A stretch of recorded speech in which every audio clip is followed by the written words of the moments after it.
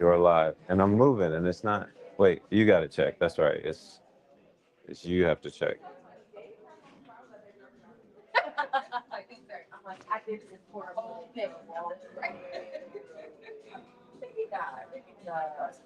Yeah, just refresh. Go down and refresh.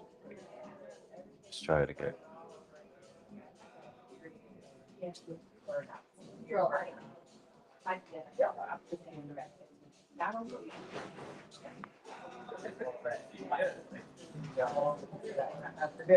Oh, this is crazy. It does, but it's still lagging, right? You're on that too. Do we need to just do this? Huh? We need to just do this. I mean, we're on data and we have all the. Yeah. Hey, yeah. Hey, good. How you doing? Cool, cool. Welcome. Thank you, thank you. Thanks for coming out. Thanks for coming out.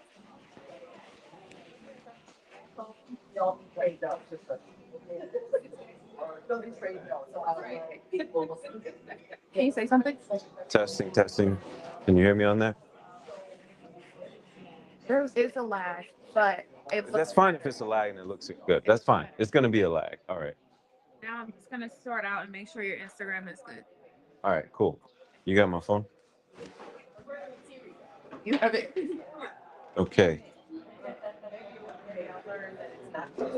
Ah, that's Michelle right there.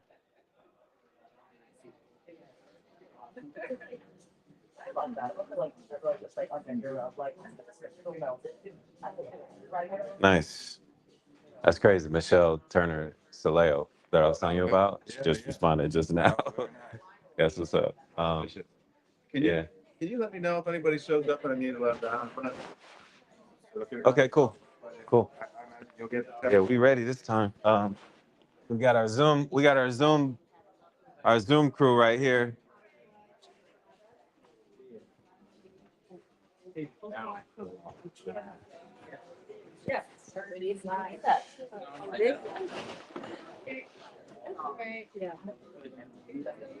All right, a couple people in the room.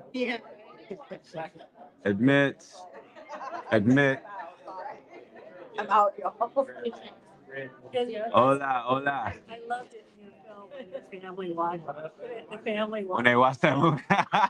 Yeah. Yeah. Yeah, we had to add some comedy. It was a very heavy film, so I thought like that would be a nice moment to my mom was offended by it. She's like, you know, I always support your work, Qasim. I'm like, Mom, it's not real life. Like, the film is autobiographical, but you can have room to, yeah. And that was a fun scene.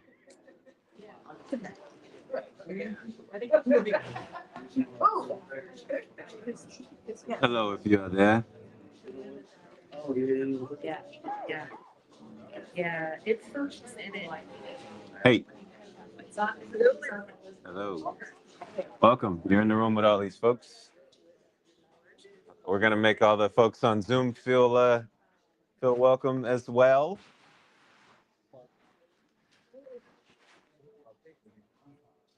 Oh yeah, it has it. Is it following me? Is it follow? No? Okay. There's a feature. Oh, there it is.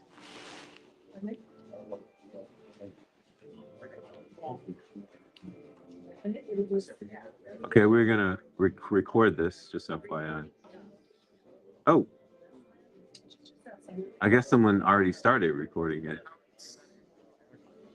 and I stopped it. I'm glad I caught that. That's all. So I have like I can go through. Okay. But like I don't know. Recording in progress. Yeah. Hola. Right else.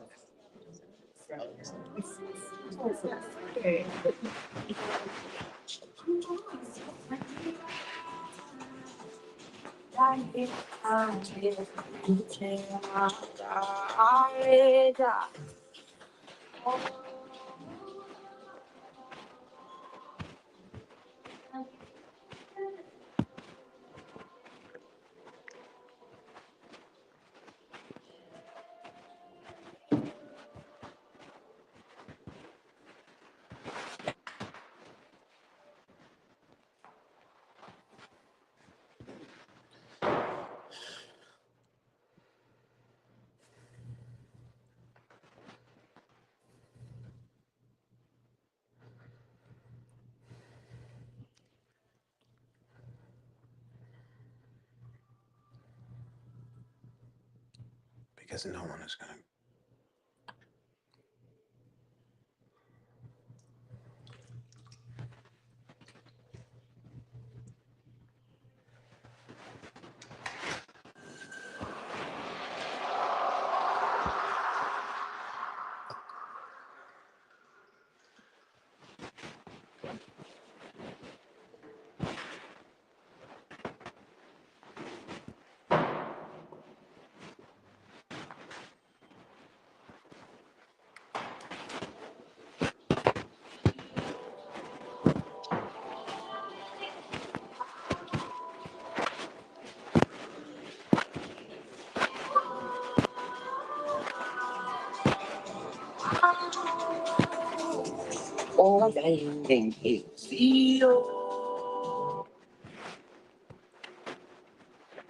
Hey, Lanisha, can you bring the live up here?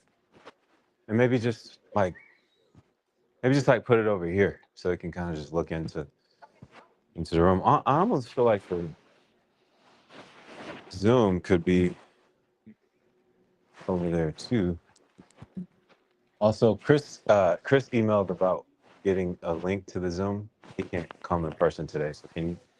Okay, perfect. All right, thanks. She's great. Yeah, instead of it just looking at me, it's like y'all can look at the room too. So I'll even, okay.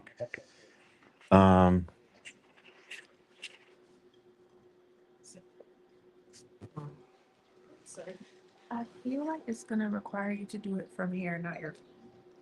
Just let you know, because I'm trying to send a link to this. Oh yeah. Yeah.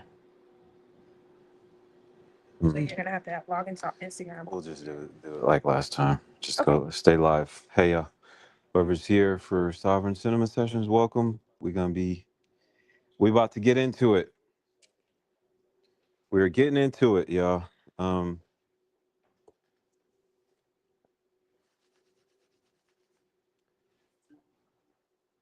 It's so interesting, like how the room is set up, right? Like it's every bit of our lives is like a creative endeavor, you know? And it's just a matter of we like notice it or not. Like I'm fascinated by this idea that everything that is now, like this is a great view and a great building, was the idea of some person. Like that's like fascinating to me, you know, that everything that we do for the last several thousand years, somebody's like, these chairs, like, I'm tired of sitting on these rocks, dog. Like, these rocks are mad uncomfortable. Like, I'm tired of sitting on these rocks. What can we do about this? And they're like, I don't know how they were talking back then, but they're just like, you know, I'm tired of eating this food raw, man. This is not good. And it's literally killing us. Life expectancy is like 18 years old, something crazy. Well, that's what happens when you eat, you know, raw fish with bacteria, all this, you know. So, but you know, there's an idea, this room in this city, like you can create anything, you know. It's the reason why I said, like, hey, everyone grab their own chair. Because no one's giving you a seat at the table. It's literally like you go in this business, you are in this business, and no one is going to give you a seat at the table. There are exceptions of, you know, what's the word I'm looking for? Nepotism. There's, you know, there's having some advantages. But in this era, I have to say, in this era, it still has to be great. You know what I mean? It still has to be great. The quality has like increased. You know, people talk junk about movies, but like what I'm looking at with the shows that are getting made, you know, these are 10-hour movies that are coming on, these premium shows. I'm looking at filmmakers who are taking their craft to another level, who have mastered this kind of inner war, this war of art that we're constantly fighting, right? And for me, it's like if I've been out there in this world making films, you know, I moved away several years ago. I moved to New York first. I lived in this loft downtown that was like 1,000 square feet, and then I moved to New York into a studio that was like I had a bunk bed and my desk was under the bunk bed. And I didn't have a kitchen, I had a kitchenette. And it was like, um, no one cared that I made these films in Detroit. No one cared. 0 people cared.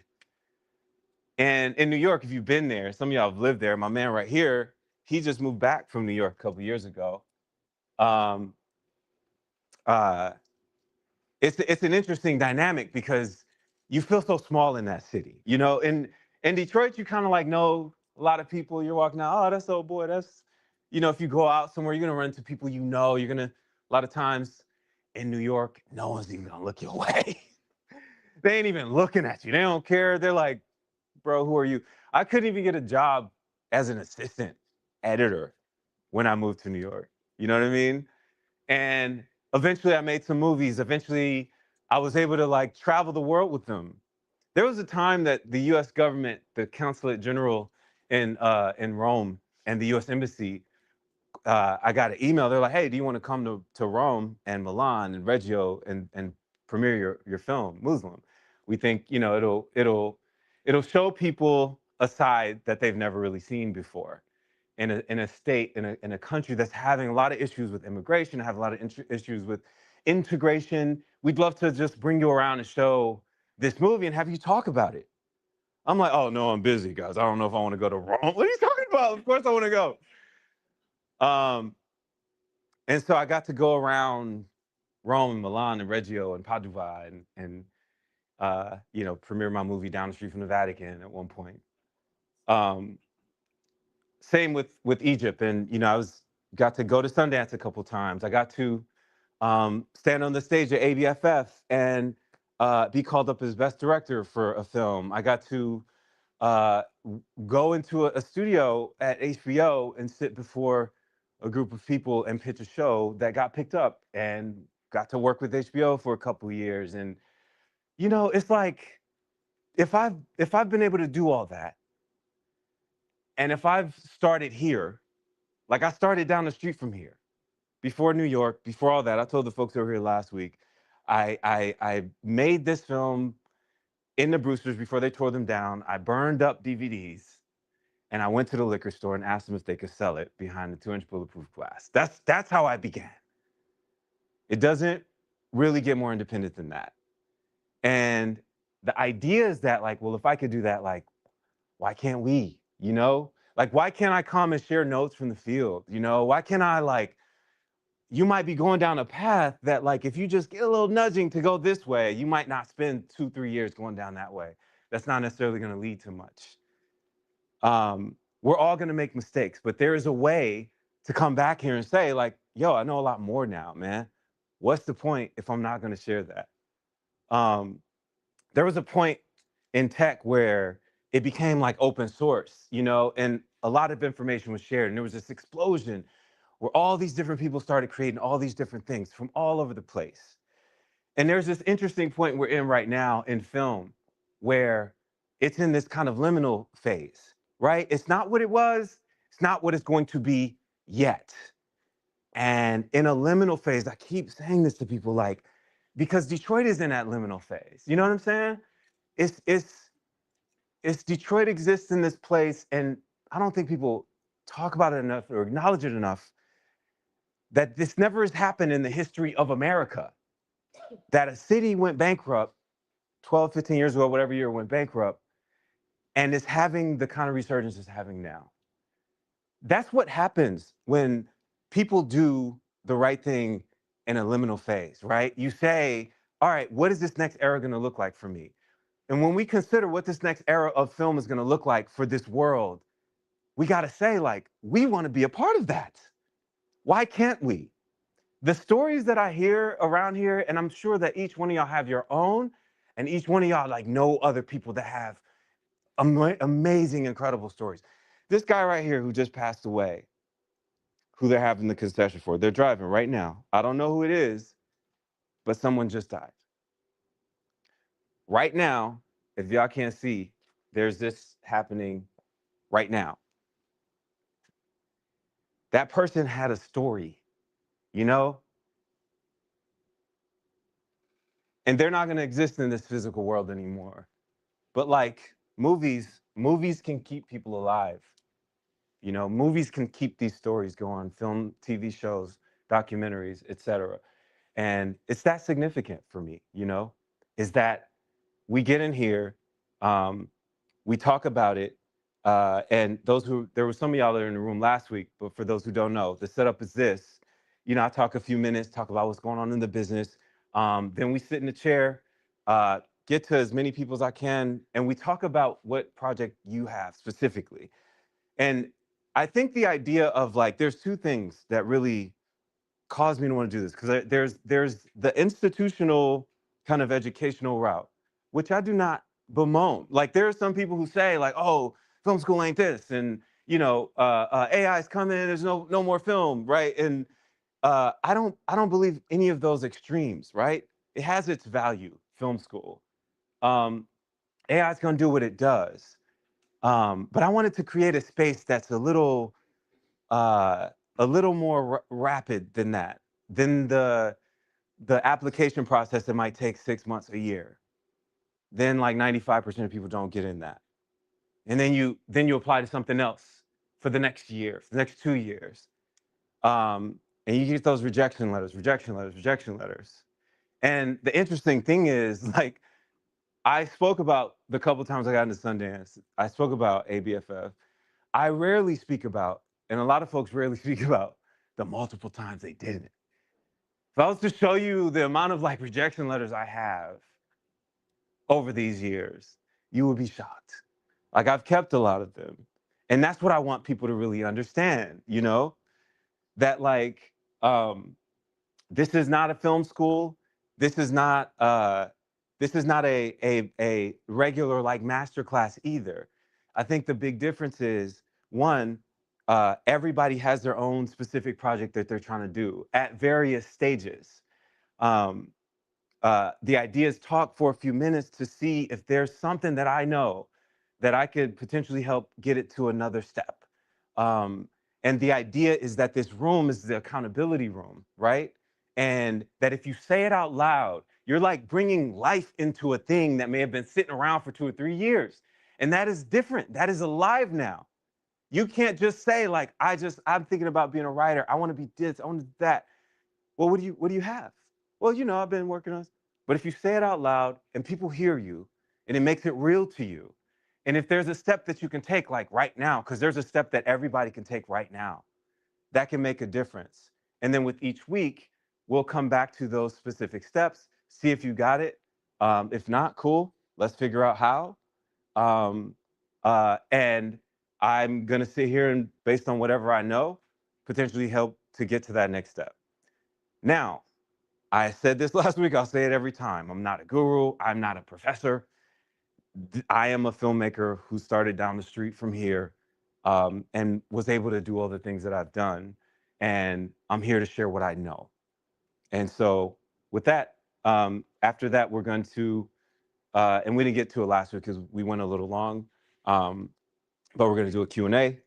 Then we're going to do an update on those who had kind of a step to take last week or whenever. Um, and then we'll talk a little bit about what I'm working on, just to get an active filmmaker's life. You know, I'm between about 4 and 5 projects right now, at various stages. The Dutchman just came out in theaters, and then it was on digital. There's a film I'm in development for, et cetera, et cetera. There's a bunch of stuff going on right now, so I just want to get a sense of what that looks like. And so with that. Yeah, let's go around. Last week we did an intro and the project. Let's just do the intros this time, and kind of like 1 or 2 lines about your project, and we'll start there. Because I don't want to. We spent a little more time than we needed to last week on that. So Welcome to the room. We can start on this side this time.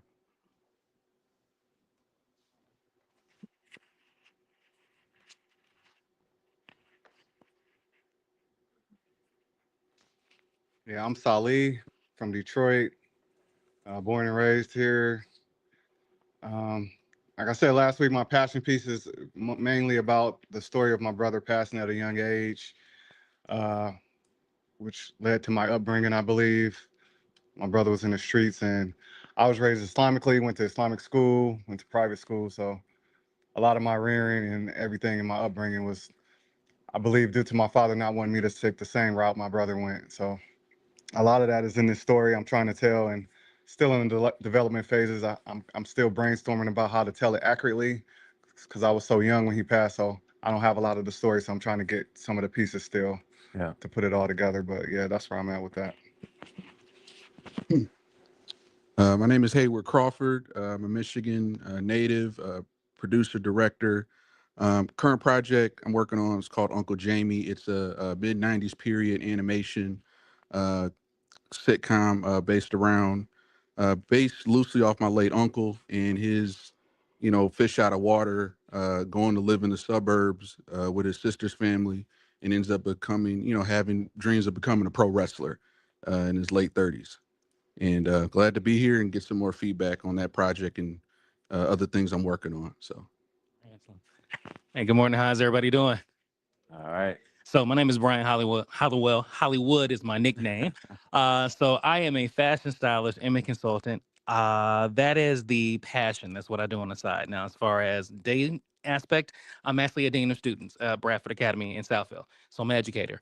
My fiance, Elena Skag, I had to give her a shout out. She is an actress. She's also trying to get into writing, more so behind the scenes, so on and so forth. And it's a project that she's working on now, ultimately a story of her auntie and her auntie's life, everything that she went through as far as the civil rights struggle, different things coming into the 70s, 80s, and then her passing most recently. So trying to come in here and get some ideas to help her craft that out. And I actually may be using my pen to help her write as well. So that's it. I'm Danielle Smith from Detroit. Could you speak up just a little bit more? Oh, yeah, sure. Danielle Smith. I'm from Detroit, and my project is called Inheritance. And it's basically it follows a woman who is diagnosed with autism later in life and really replays everything that she has learned and inherited from her family and just sort of deciphering what to keep, what stays with her, what she does not pass on to her children, and what she does. Yeah, just excited to learn and excited to meet everyone here. Nice. Hi, everyone. My name is Eden Sabelboro. I'm a producer, director, and I have a production company as well called Real Clever. I immigrated to the US in 2014, and since then, I've been a working filmmaker here in Southeast Michigan. Fun fact is I've probably directed close to like 25 of Kresge artist films. So I do a lot of producing mostly, but and doing a lot of like storytelling around social justice, community organization. So I've really been a professional filmmaker since I would say 2018. But I'm also at a crossroads because I kind of got tired producing other people's work, having produced them at a very high level. Matter of fact, I have a film right now in the festival circuit that I'm really proud of. But I'm here because I'm doing my first narrative short in about 10 years, and so I'm like nervous. I'm like getting a lot of imposter syndrome because it's been a while that I've done that for myself. But we are going to be shooting it in June. I think I have to lock the dates. But it's called Friendsgiving. And I've been really inspired by well, firstly, I came into this story because I again have like all this documentaries and I have like this body of work, but I didn't really have like a container for my personal feelings about everything that's going on politically. And so I wrote this material to really address that. And it's very like Korean cinema, like Jordan Peele inspired like social horror satire where this Filipina immigrant gets invited to like a dinner party and basically it kind of like goes off the rails, like that kind of thing. And so we are going to shoot it, and I'm very proud to share that it has it's officially a Panavision supported project. Nice. So I have to lock those dates. So Yeah. that's it, thanks. Oh my gosh, you did it. Yes, I'm from there. So Hey y'all, Tony Cunningham here. I am a independent filmmaker, writer, director. I'm also a grad student and I teach screenwriting over at Wayne State. I'm currently working on a short film called Looney. It is I call it a ghost story more than a thriller or a horror, but it takes a look at what happens after an elderly couple who's been together for the majority of their life. When one of them passes away, what effect does that have on the remaining person within the couple? And kind of takes a look at as well the social and political aspect of health insurance and medication, and how some people here in Detroit especially are have to go over to Canada to get medication for lesser costs when they don't have the insurance to take care of it here. So, yep. Thank you, Eden. Okay. Hi, I'm Ashley Michelle. I'm a creative architect. Like I just started in writing or coming back to writing. It left me for a while and then I came back to it. Right now I'm working on a project called Martha's Place. It's inspired by a trip I took to Martha's Vineyard and a very crazy experience with a white woman while being in Oak Bluff. No offense. Okay. And so if people are familiar with Martha's Vineyard, Oak Bluff is a historically Black area. And there was this very quirky, interesting white woman that I stayed with, and it was an experience. And so from that experience, I created this psychological thriller called Martha's Place. It's about a woman named Martha who owns a house in Oak Bluffs and a Black girl who decides to go on a trip there after the group chat not coming out of the group chat. And she experiences a lot of things that eventually involve her, let's just say, potentially not leaving the island. So, yeah, that's the story that I'm working on right now. It's a special place up there. It Yeah. is. Yeah. It was very special. Yeah. I did the water in August, I think. Me too. Yeah, I Yeah. think we were on the same plane together. Oh, snap. That's right. Wow. Okay. Yeah. Yeah. We were But there yes, with the Dutchman. it Yeah. is. The polar bears are a very special experience.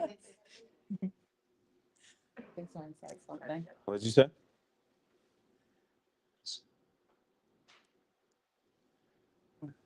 Okay.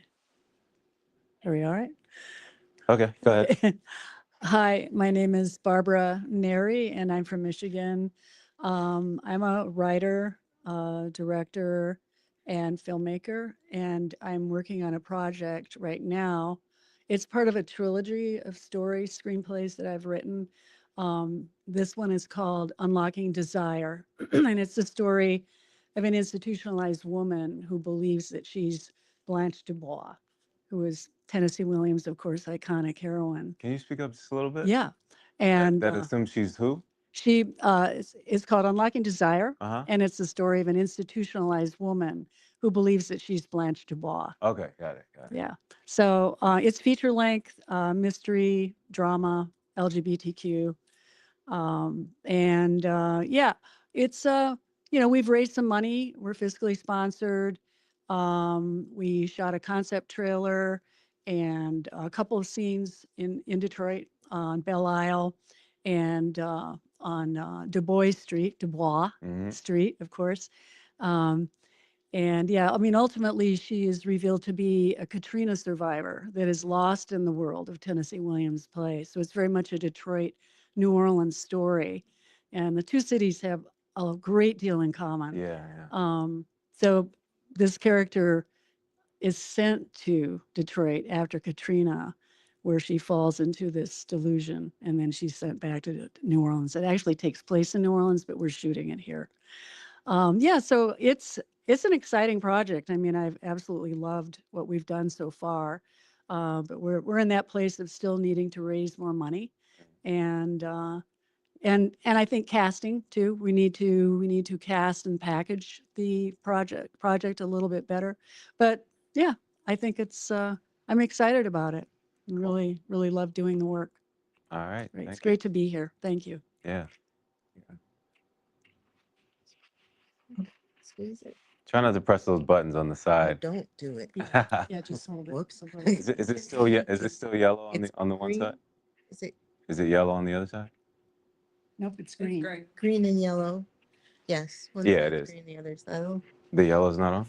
Oh yeah, yeah. Okay. It's under the fur a little bit. Just hold the microphone. Um, my name is Kara M. Canton, and I'm a filmmaker, and I'm working on a project called Retrace, and it's a mental health story about a woman that suffers a mental health crisis at work, and her coworkers think it was burnout, but by the end of her 13-week short-term disability leaves and working with a psychiatrist, she realizes that it wasn't burnout that caused the crisis at work. So that's what I'm working on right now. It's a drama, and I'm happy to be here. Thank All you. right. Happy to have you. Hey, how y'all doing? My name is Demonte Thompson. Feel free to call me Monte. And I'm a filmmaker, actor, writer, musical artist. I'm just a creative guy. And I would say the majority of my background is in acting. I've been acting since a kid. Um, One of my first roles was actually in his film.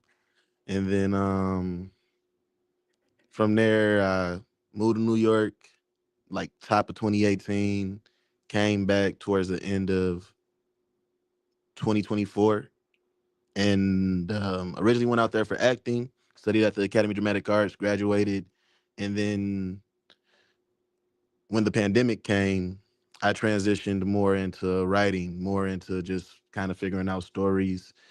Had a couple of workshops, specifically playwriting workshops with the Barrel Group, kind of got an understanding of what it means to be a writer, get more stories under my belt. And yeah, now I have two projects.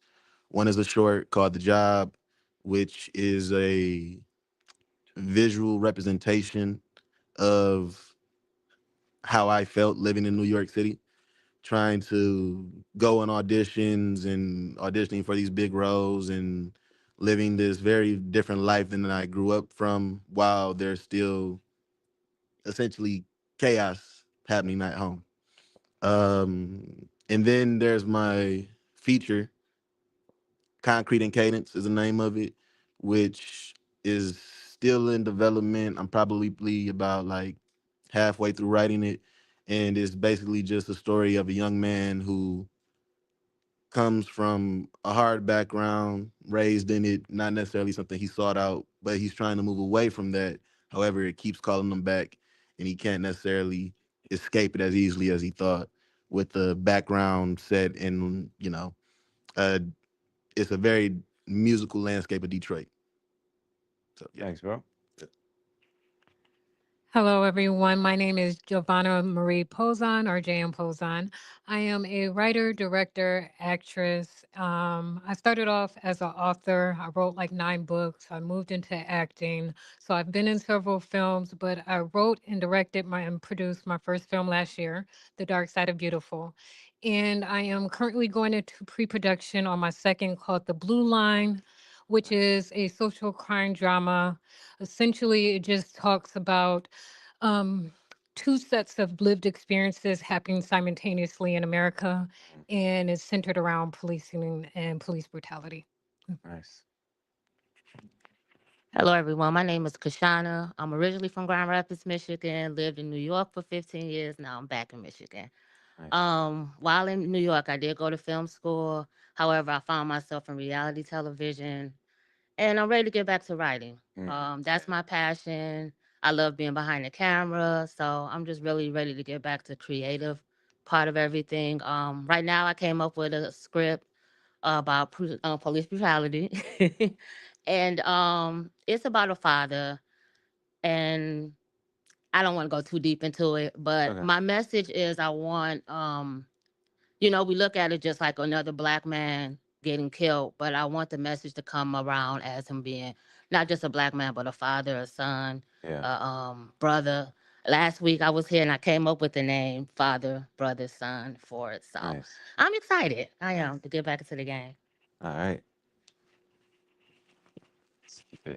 What's going on, everybody? My name is Frank White. I'm an actor here in metropolitan Detroit. Uh, Writing is new to me. I've been active for 4 years now, and I wanted to create a space for me to be able to have my own roles, what I see and how I see it.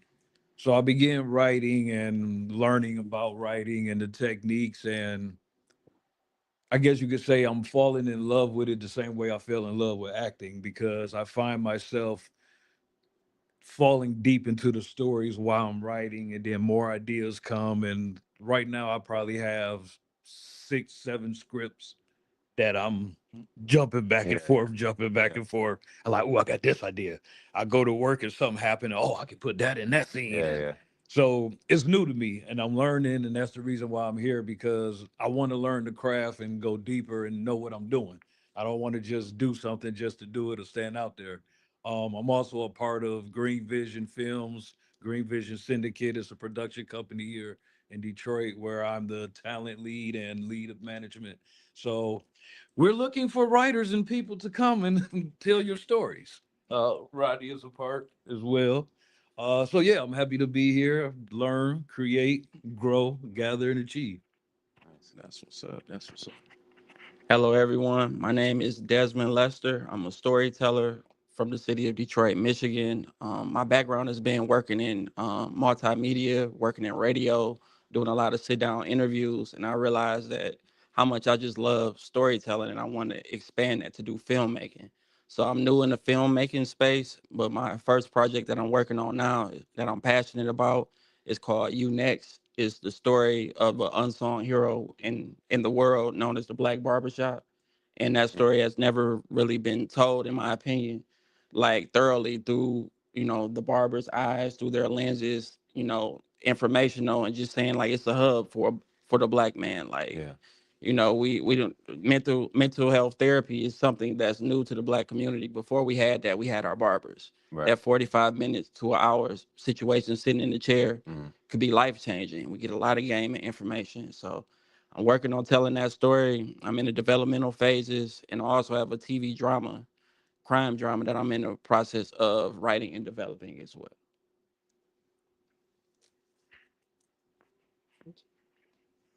Hi, everyone. So, my name is Michonne, and I am a storyteller. I started my career as a writer and kind of working, and then, like many folks, ended up shifting, got pulled into fundraising for nonprofits, actually.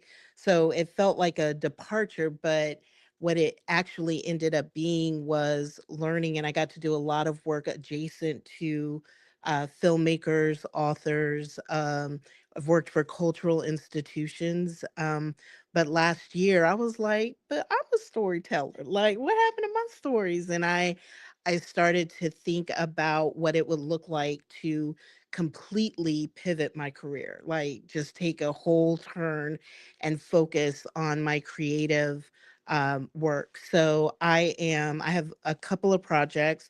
One is a film that I want to do on self-care, and actually deepen what that the kind of conversation and the buzzword that it is, but what it really means, particularly for Black women and Black men. But I also have a story world that I created around characters that came to me in my 20s. And I started with a novel and I turned it into a feature. It's called Learning This Life. And it's about a writer who, in order to save her production company, has to work with her ex-fiance after he's married someone else. So it's romantic drama, to say the least, but it is a story that kind of speaks to relationships and grief and love and loss. And so what I am excited about is that the feature is complete and it's in the hands of folks, and that's moving. But I created a story world so there, because it came from a novel. So there's a prequel and then there's micro dramas. So I'm excited about Like a sort of universe. building a whole universe Yeah. around these two very dynamic characters. So Nice. thank you.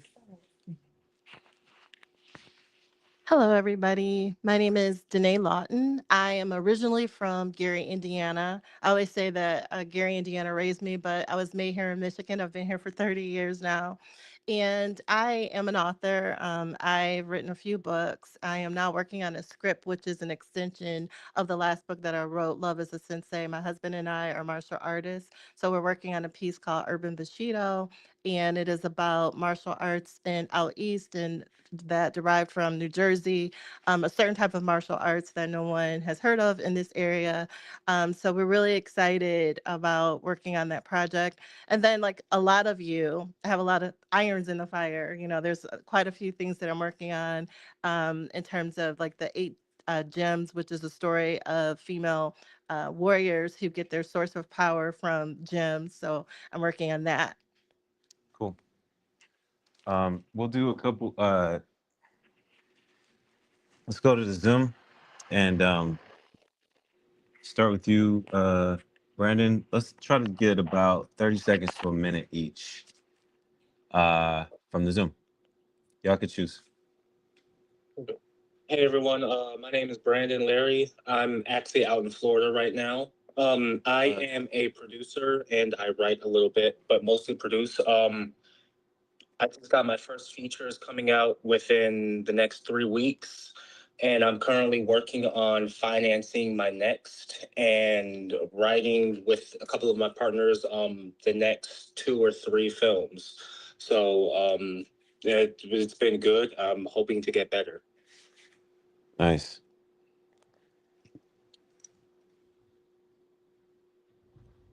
Kimberly? Good afternoon, everyone. Kimberly Connor, I'm a writer, director, producer from Champaign, Illinois. Qasim, we met back in 2010 at the Greek picnic in Atlanta when you were traveling with your film. Oh wow. Nice. Yeah, that's a while ago. So definitely here. Don't tell people how I was at the Greek at the Greek picnic in Atlanta. I don't. Oh, okay, cool. We had a great time, but I'm definitely happy to be here. I'm working on a few projects that, as you said, like in different stages. One of them is a comedy, Bad Aunties, kind of in the same vein with like the other Bad Teachers, Bad Auntie, or Bad Santa, those kind of in that same kind Yeah, of like vein. a dark comedy. Yeah. I'm working on another comedy as well about growing old called Go Go. And the one that I'm most excited about is a feature that I'm working on. It's kind of about when the idea of living forever, really, what does that look like? When we say, oh, what if you had a wish? I wish I could live forever. I wish I could never grow old. Well, I'm actually creating a movie to show what does that actually look like when we actually think about that. What does that look like? The idea of living forever. So, or never growing old. So thank you so much. I'm happy that you put this together. I'm very excited. Thank you. All right, Sharon.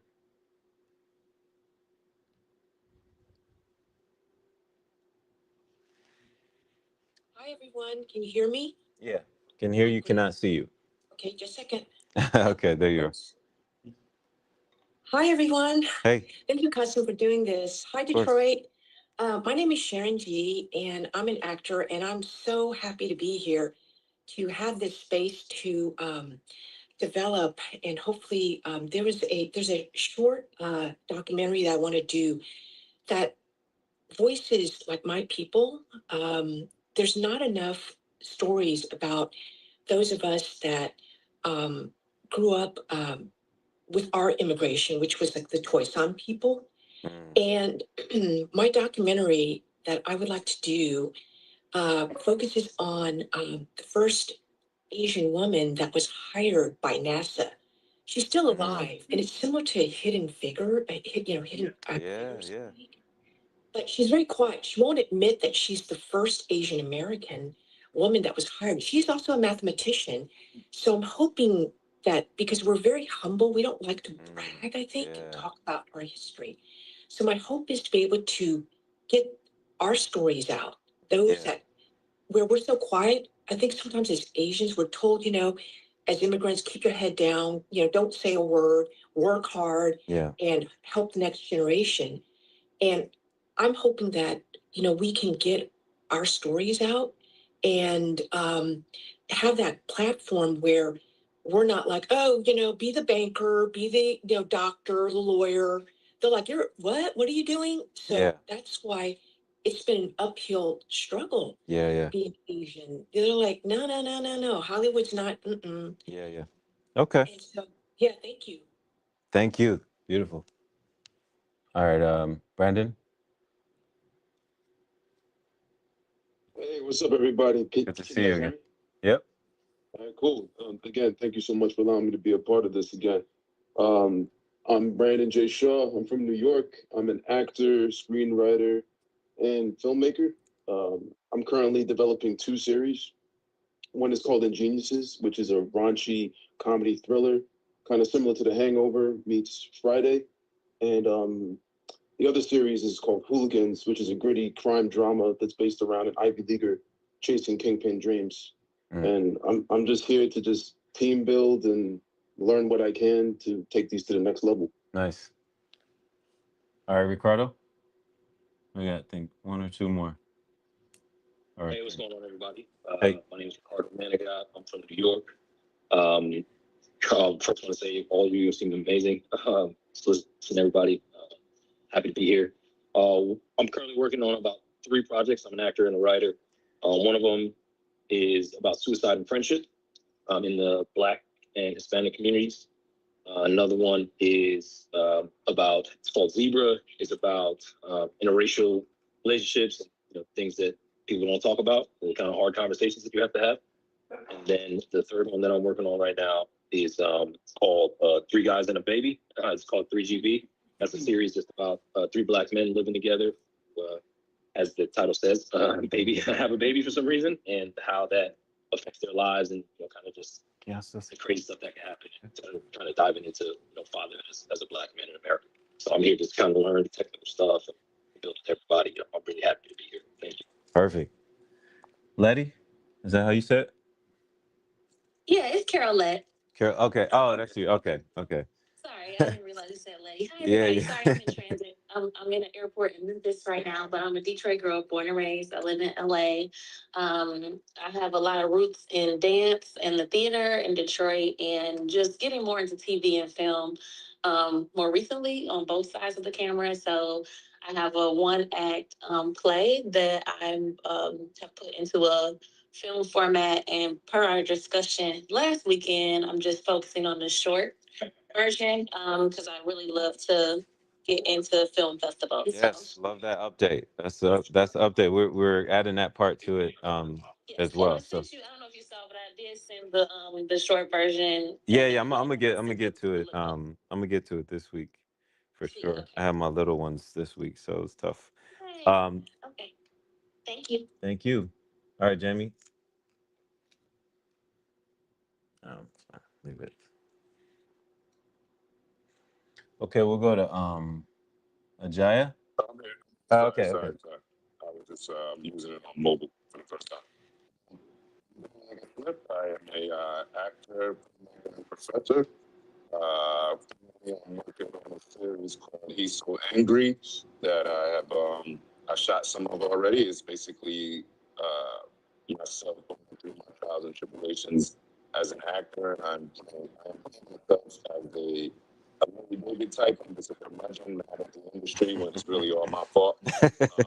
So I'm working on that, and then I'm also working on just nailing down the ideas of a series called Americans. It's about a Jamaican family in an all-black suburb in Connecticut, which is also part of my life story, and it's takes place in the '80s and early '90s.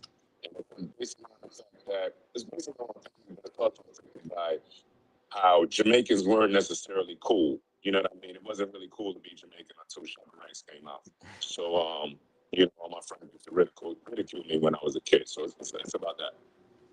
Cool. Thanks, bro. We got one more. Ajaya. Ajay. Ajanis. Okay. You could say it. I think I'm mispronouncing that. You're on mute if you're talking.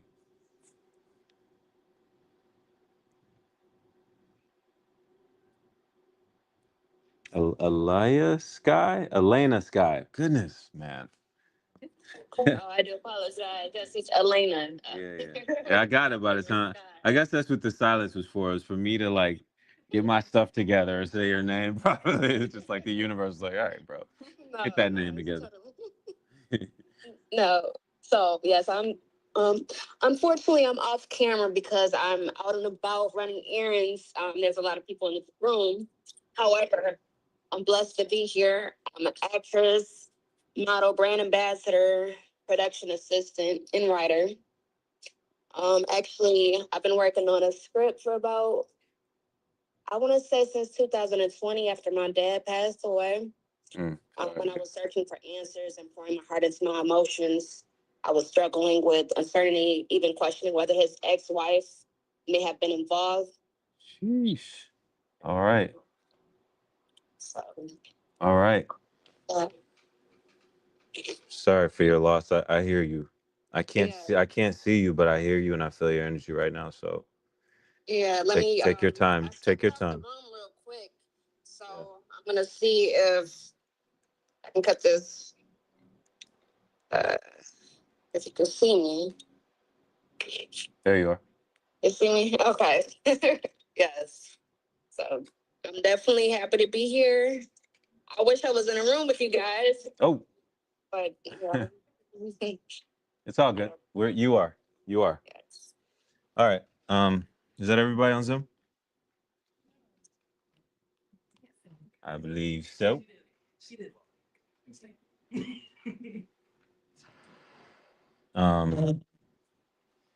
Okay, Sally, why don't you come up, man? You was here.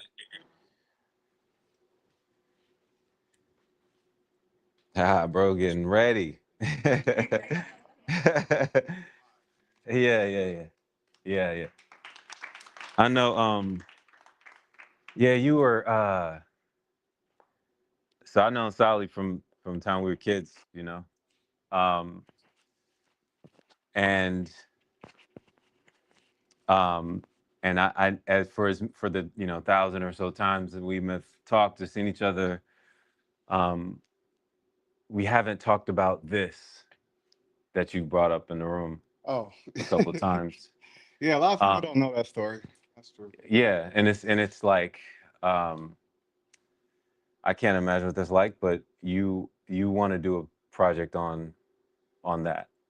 Yeah, and I keep mentioning it as my passion piece. First of all, can I go back and just give you your flowers? Because, like I said last week, Oh, I said that, you know, what I mean, off camera, but just publicly, for you to give us this space and this opportunity, man, I appreciate that, of like, course, so man. much. Yeah, yeah. You know what I mean? But yeah, just to Thanks. go into what You I'm do the mic.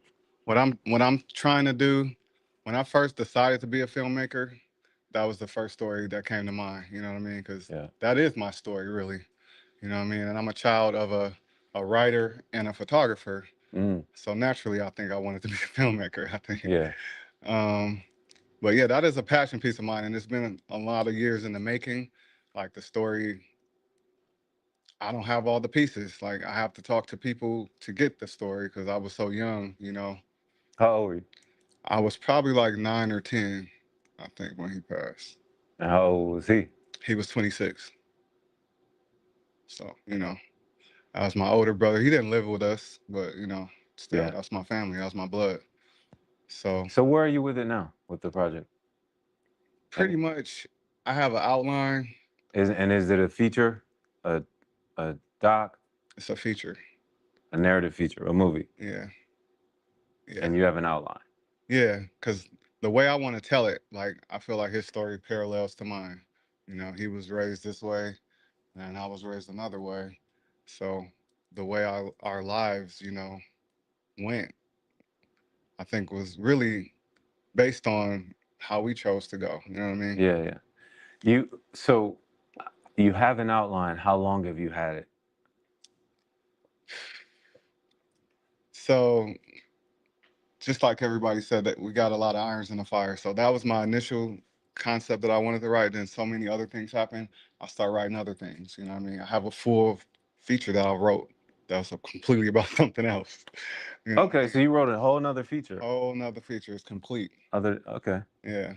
So that's about a divorce I went through 10 years ago. Okay. So, you know what I mean? It's more of a dramedy. It's more Yeah. like I want to tell more funny stories, you know what I'm saying? That's what I'm saying. Like I told that as my passion piece, but I don't think that's really what the story that I'm ready to put out yet. You know what I'm saying? I got other things in the chamber that probably gonna have to get let off before that story gets told. Yeah. So that's more like a prequel, if Yeah. that makes sense. So you feel like this particular story is, you have to get this one out in order to sort of open up to be able to tell these other ones. Exactly. And you've had an outline for about 10 years. Yeah. Okay. Close to that. Close to that. Yeah. I don't, is it too hard to write? I think that's a lot of it. And some of it is just like I said, not having all the information, like having to go to other people to get the information and not, The information as far as like the specifics of that story yeah, of your like his brother. story, yeah, like Right. what led to him being in the streets, being in a high speed chase with the police to the point where his car flips over and he dies. And who are these people you have to get this from? My cousins, like the people that were around when that Where are happened, they? they're here. Like they're here. They're accessible. They're very much You know accessible. what I'm getting at. Yeah, yeah, yeah. You're right. They right around. So it's just up to me Is it making the just time. is it just too hard?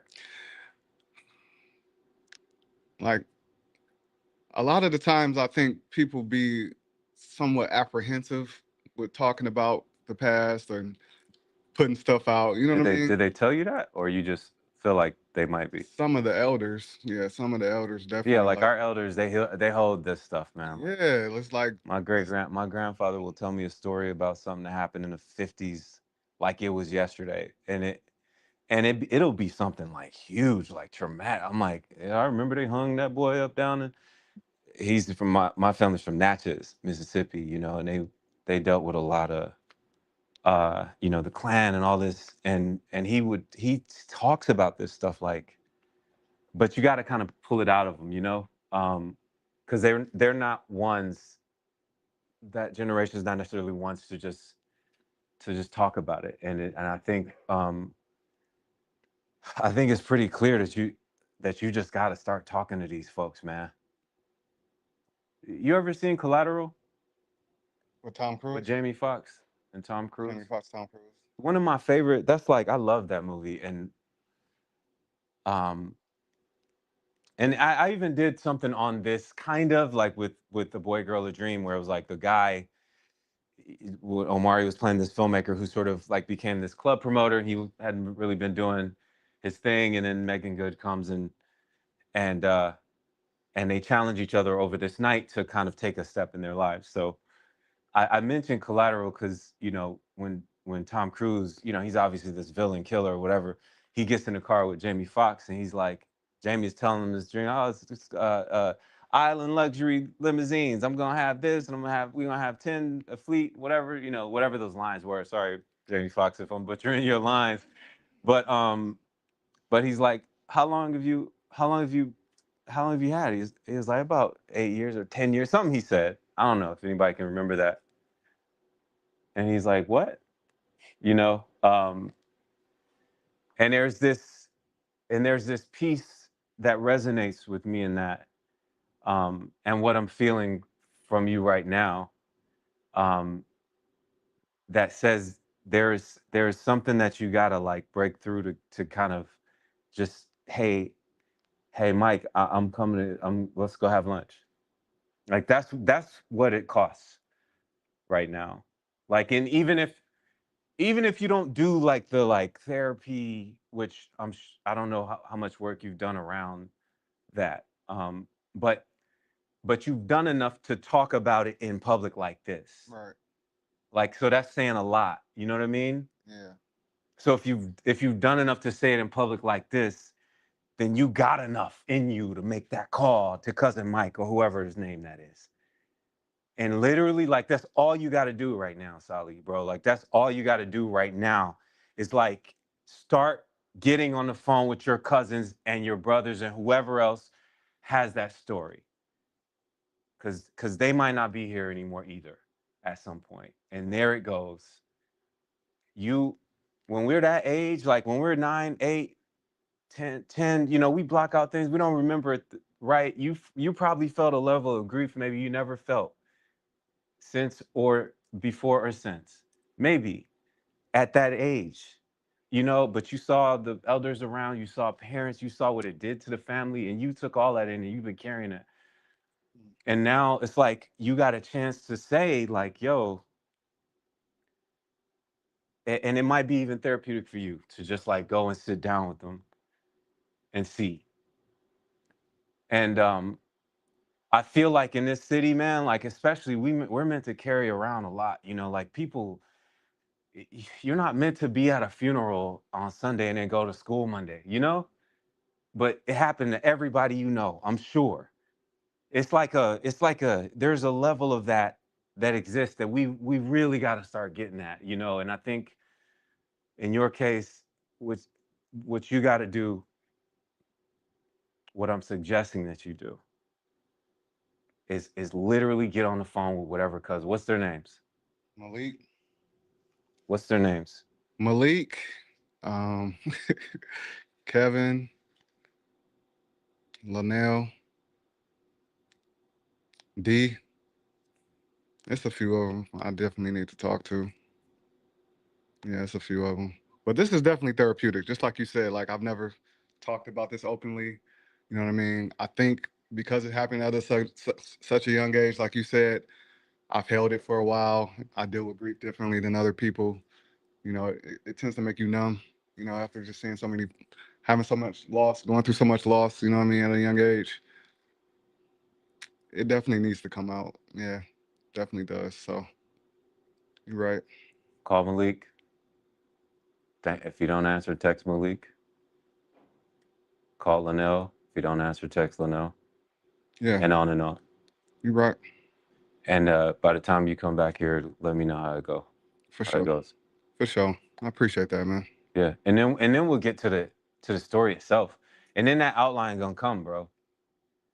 Then that outline is gonna turn into to interior uh mom's house day, and then it's like there goes I'm running through the house, whatever that action line is, like that outline turns into that once you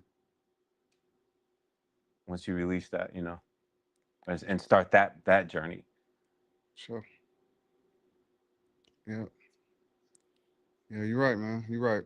I'm a, I'm gonna continue to work on it. You know what I mean? Because it's definitely a story I've been wanting to tell for a while. So, All right, well, that's your thing to I do. appreciate it, bro. Yeah, for sure. For sure. Appreciate it. For sure. Um, JM Posen, can you come up, please?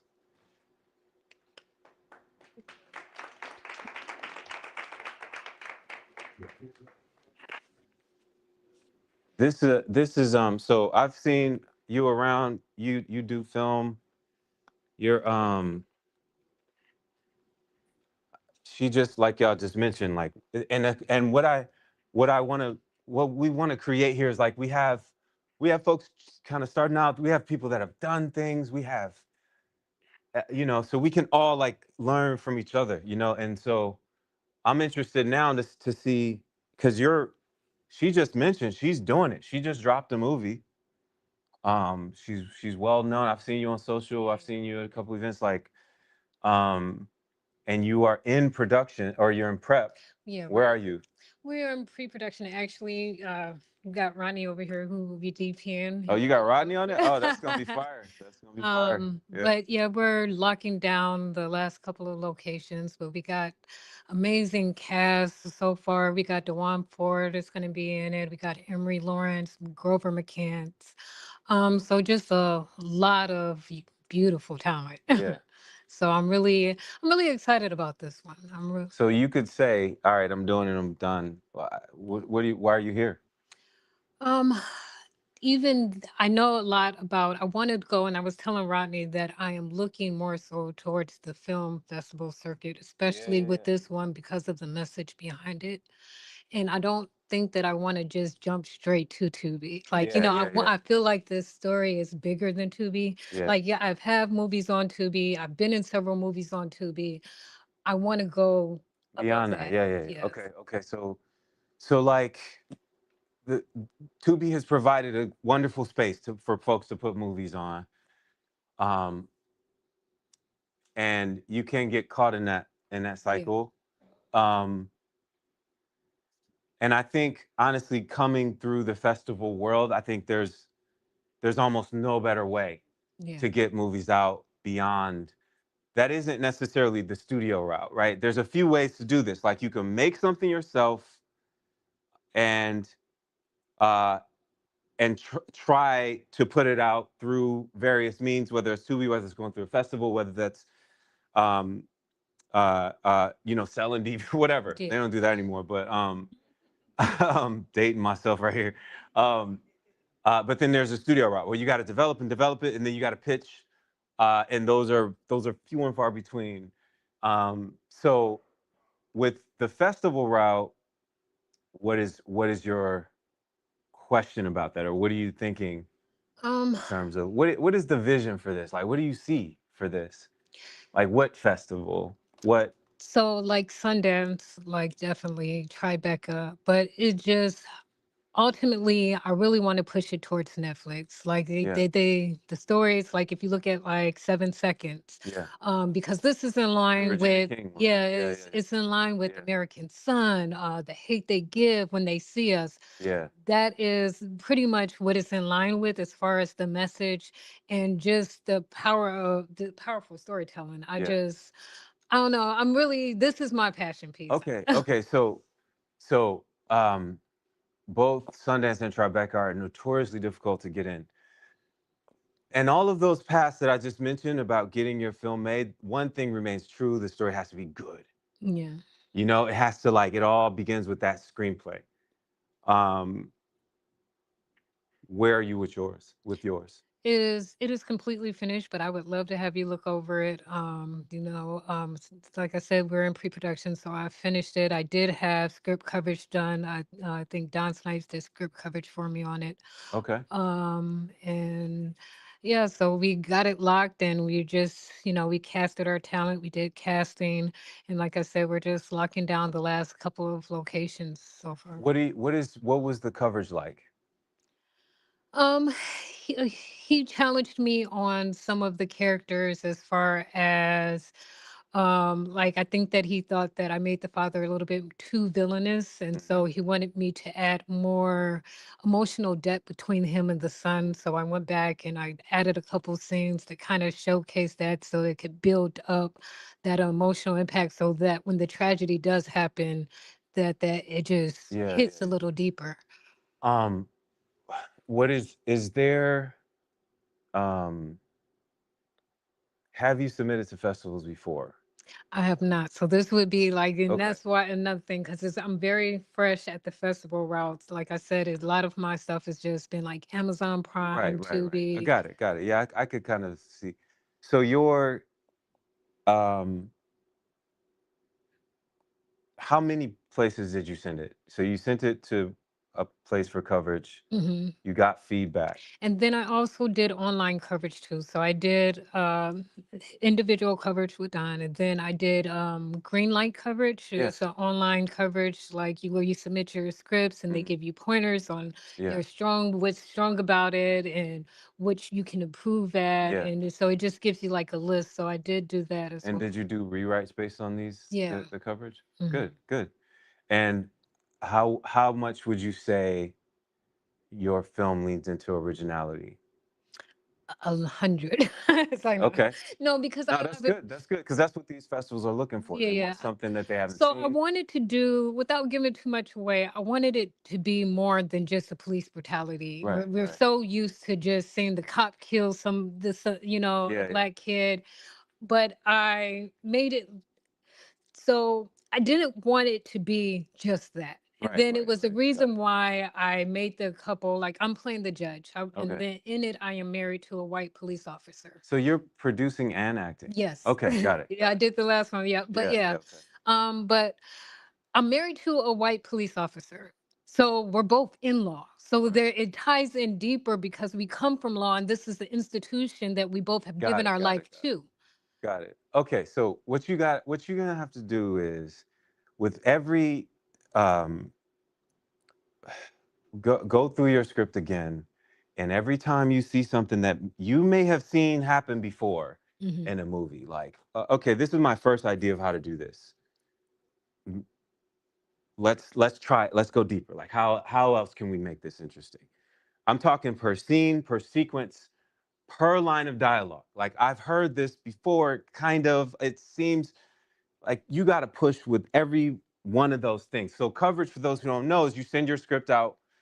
They give you like a document back that says where your script, like how good your script is, essentially out of 100 in a lot of different areas, in originality, in structure, and et cetera, et cetera, et cetera. So they have this, and then they give you some of them give you a pass, a recommend, and then I forget the last one, but a pass means no. Recommend use. I'd recommend it maybe, and then the other one is like, yes, let's do this, which is very rare. You can get coverage from the blacklist. You can get coverage from Screen something. I can't remember, but you just Google coverage and look at Yeah. how good they are. It is essential, especially if you don't have a filmmaking community who can look over your stuff for you and with you. Yeah. So just there's that. But that you're going into the shoot soon, really try to push yourself on each one of these scenes and sequences and characters and the dialogue, and push your actors. And if they want to, I don't know how you do it with your actors. Do you give them room I do give to the play? room. I don't like because as an actress, I don't like being boxed in because Right. it limits me. Like, and so if I feel it in a moment, and if that's what I'm feeling, and that's going to be the most truthful, Right. I want to display that. Okay. So I So do then give them. after you shoot, you got to treat it like a business. It's you cannot. So one thing I think a lot of folks don't know is like a lot of folks will shoot a movie and then have a premiere. That is your world premiere. To be clear, that is your world premiere. Especially if it's big, especially if it's flashy and on social media. Now, a screening is different. Like a screening with friends, crew, whatever. If you want to do that, that's fine. Might want to keep that a little private.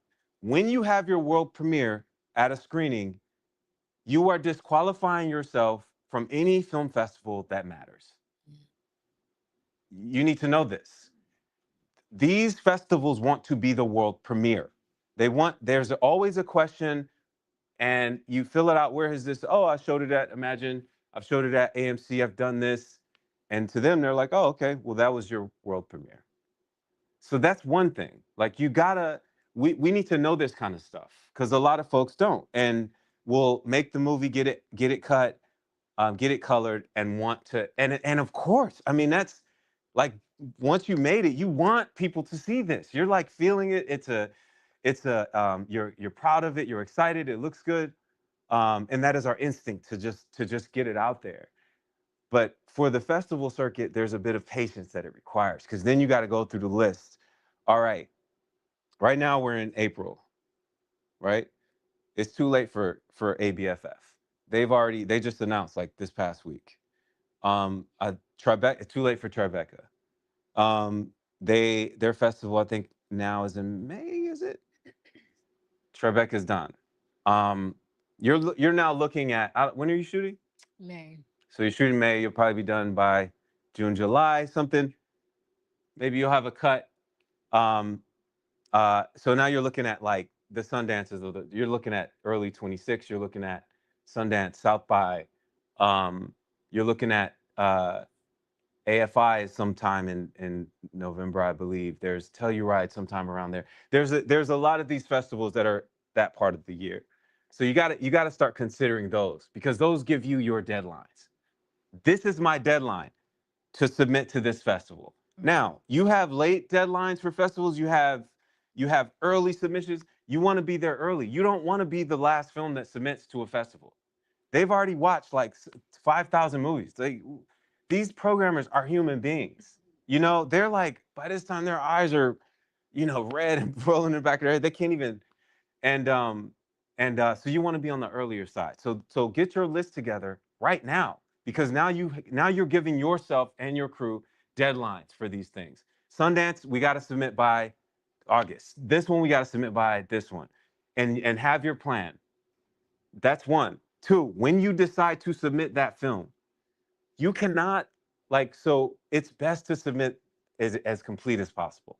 A film festival will take a rough cut, but a rough cut is not going to look like your final. And I've done this before. I've been denied by all of people seeing the movies that I've gotten into festivals, not the ones that have been denied. So I know what that's like, and it's always better to send in as complete of a copy as you possibly can. Um, uh, um, what else? What other question do you have about a festival? That was it. Okay, so I think your thing is like get your list. Okay. Which ones do you want to submit it to, and hold the movie once you're done shooting it. You gotta hold that thing. You gotta protect it like it's a baby. It's like, I have two sons. When kids, when a lot of times these days when people are pregnant, they wait a few months to let the world know that, oh, we got a baby on the way, because you just gotta let's wait and see, make sure the baby's okay. You gotta treat it like that. You gotta just wait a few months after you make it and just focus only on that post process. It's wildly important because there's all these stages of filmmaking of us as filmmakers where we're like, there's the ego phase because we're human beings. We got these egos. We're like, I made a thing. I want people to see it. That is an instinct that we all have because we're human beings and because we're proud and we should be. It is hard to do what you're describing. And that instinct often makes us want to put it out there. Let's get it out there to the world. Um, but when you get that acceptance letter, man, and you now have a stage to present your thing to the entire world and to people you've never seen and to potentially get picked up by the Netflix that you're talking about, it's a whole different thing. When I first premiered at Sundance with Boy Girl a Dream, my PR person was like, they were like, all right, this row right here is the press. That guy's from Deadline. This guy's from Variety. This woman's from Hollywood Reporter. This one is and then that's behind them are the distributors. That's from Apple TV. They're from Netflix. They're from HBO Max. And you're like, all right, nobody. There is no better place for a distributor to look at your movie than at a festival with an audience responding to it. There is no better place. I'm talking submitting it, all that. Like, there's no. You need other people talking about your movie. You need other people talking about your movie, not just you saying like, "Hey, I got a premiere. I want you to So come." the one thing I did want to ask is about the known actors aspect. So if you're Yeah. coming in and you don't really have like the, A list or B list inside your movie for the film stuff, because we were looking at potentially trying to get, because it's one character that would probably just be a day player role, but if we did get someone into that role, it would be for that reason of just having the Yeah, name of course. attached. So name talent. Have you sent it to anyone? Have you Um, gotten it to anyone that you want? so we were looking at, so who we were looking at was like DeAndre Bonds or like Clifton Powers, like Mhm. what we were kind of looking at. for. Have you gotten it to them? I have not got. They haven't seen the script. I just kind of sent over the pitch deck. To who? To DeAndre. Okay.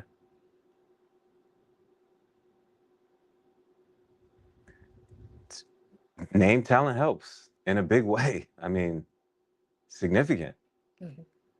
If you don't, I mean, if it's it has to be great. It has to be really good. If not, you know, that's the era we're in. You know, it helps to have name talent in your film. I'm not gonna skirt around that. You know, you got to find a way to get it. Clifton Powell has a lot of connection to Detroit. Isn't he from here or something? Huh? Yeah, I think he's from the D or something. He's from somewhere around. Yeah, I think he has a lot of connection here. And if you're gonna say that, and that's the thing about actors, like you got to find out not just anybody. Like, well, why would he do this? It has to be beyond that. Like, if you don't have the big check to give them, like, you got to say, like, well, why would they do this? Are they interested in this? Do they have a connection to this state, to this city, to this particular thing? Do you have a plan to show them, like, yo, we're gonna try this? We're trying to make this a Sundance film. We're trying to make this a South by film. So right now, it's get your list of festivals and dates for the next time you come, week, 2 weeks. And then we'll talk more offline about the talent thing. Okay. All right. Thank you. Yeah, of Appreciate course. Thank you. I'm gonna grab on here. Let's go to Brandon. You were here last week, and let me see if I can get this to look at this or nah. Oh, Brandon Shaw. Copy that. Copy that. Can you hear me? Yep, got you. Okay. So where I'm at in my process, so like I mentioned before, I have two projects that I wanted to bring to your attention. Ingeniouses is like my Friday meets Hangover series. Nice. Nice. And so right now we fully shot the pilot.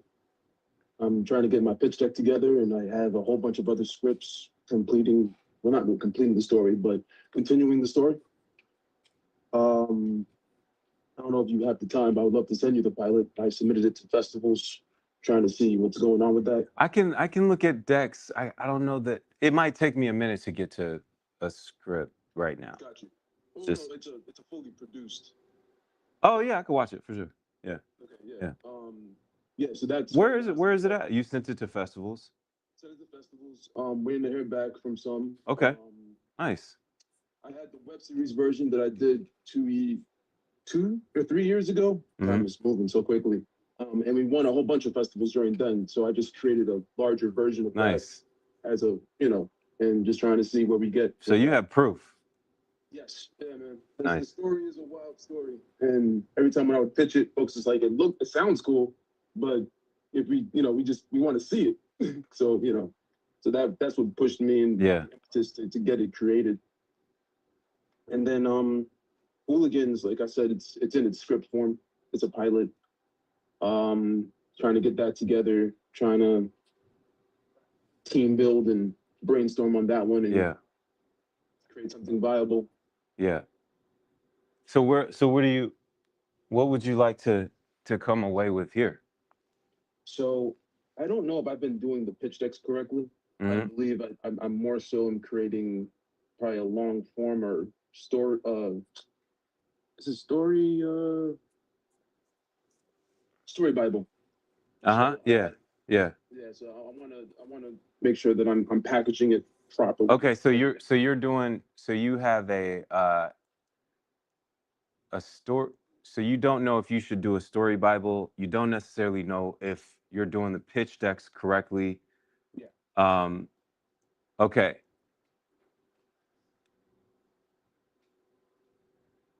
And you have a proof of concept because you had a successful web series that premiered at festivals, won awards, etc. Have you submitted where else have you submitted your pitch deck? Have you submitted to networks? Is there somebody taking it out for you, a representative agent, whatever? No. I've just a few filmmakers and producers that I've met along the way. I've showed them my pre-drafted and tried to pitch the story to them that way. But I don't know if I necessarily had the formatting correct. Got it.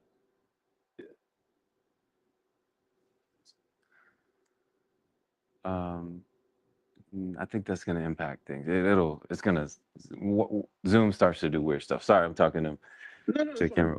So I got it. So pitch decks, man, like pitch decks are going to represent you, like and they got to be specific to you. You know, like it's there's a lot of this is what I find interesting about a room like this, because I think there's a lot of advice out there. We're in an era where you could find you could find hundreds of screenwriting of screenwriting videos on YouTube. You can find hundreds of here's how to do a pitch deck. Here's how to, there are email lists that go out. But I think what I wanted to create here was something that could be unique to each person. And I think that's the piece where it's like, well, the pitch deck for Stranger Things is a celebrated one that a lot of people talk about, and why? It's like, well, it was unique to that show and to those people, and they didn't necessarily go by the normal conventions of what a pitch deck is. When I do a pitch deck, I tell a story. I'm like, here's what happens in the story. And I love that because I'm essentially telling you this story in photos and in beats. And I get to like be creative with my language. I get to put powerful images in there. And they might be like 30 pages. It might be 35 pages. But it is literally it walks you through what happens in the story. So now you know what you're gonna get. And it's compelling, and but that's my way. There's also a difference between a creative pitch deck and the one that you're doing for business. You know what I mean? So like you have a pitch deck that that you'll send to talent, which I think a creative one for me is like, that's the one they need to see. It's like, here's how this story's gonna go. I spend like a bunch of time just like going everywhere I can to find images. Go to I use references from other movies. Shot Deck, there we go. That's the one I was looking for. Get you a subscription to shotdeck.com. Who knows Shot Deck? Okay. Shot Deck has stills from every single film essentially made, everyone that they have the rights to have, which is like thousands of them. Gotcha. When you consider what your film is like, oh, it's kind of like this meets this. You named The Hangover meets Friday. So you instantly put them in that world by taking images from those films and dropping them in your pitch deck. And so I that's how I do. I walk them through the story. There's a film I'm working on right now, where I'm about to start writing, which is about a big historical figure that we know, that everyone knows. So for me, it was about going and finding pictures of him from back in the 60s, finding pictures of him from the 70s, where he was on stage, different things where I'm like, okay, this and represents the specific state of mind he's in this scene that I'm talking about, right? Like it may not be my movie yet, but like, oh, in this photo, like he feels like how he would feel in this scene. So I'm gonna drop it in there. So for me, that's like my pitch decks end up like that, and then I put them on Canva. So you ain't gotta like download and open a big PDF. Click right here, and when you're on Canva, make sure like it's gonna come on and people can just click and get through it. You can add music to them joints. You can add some little videos to them joints. Like it's a different world now when it comes to pitch decks. You don't just want to send somebody a PDF that they gotta, download a big thing. Might take them a second, and then they gotta open it and maybe see it how you want them to see it. On a place like Canva, you can set it up in the way that they can watch it how you want them to watch it. There's some audio on there you could put in there. There's some subtle things. Like there's a lot you can do with that. I've known folks who've done pitch decks who that exists as a website on their own. You click on the website that is called xthismovie.com. And they go there and there's a pitch deck on there.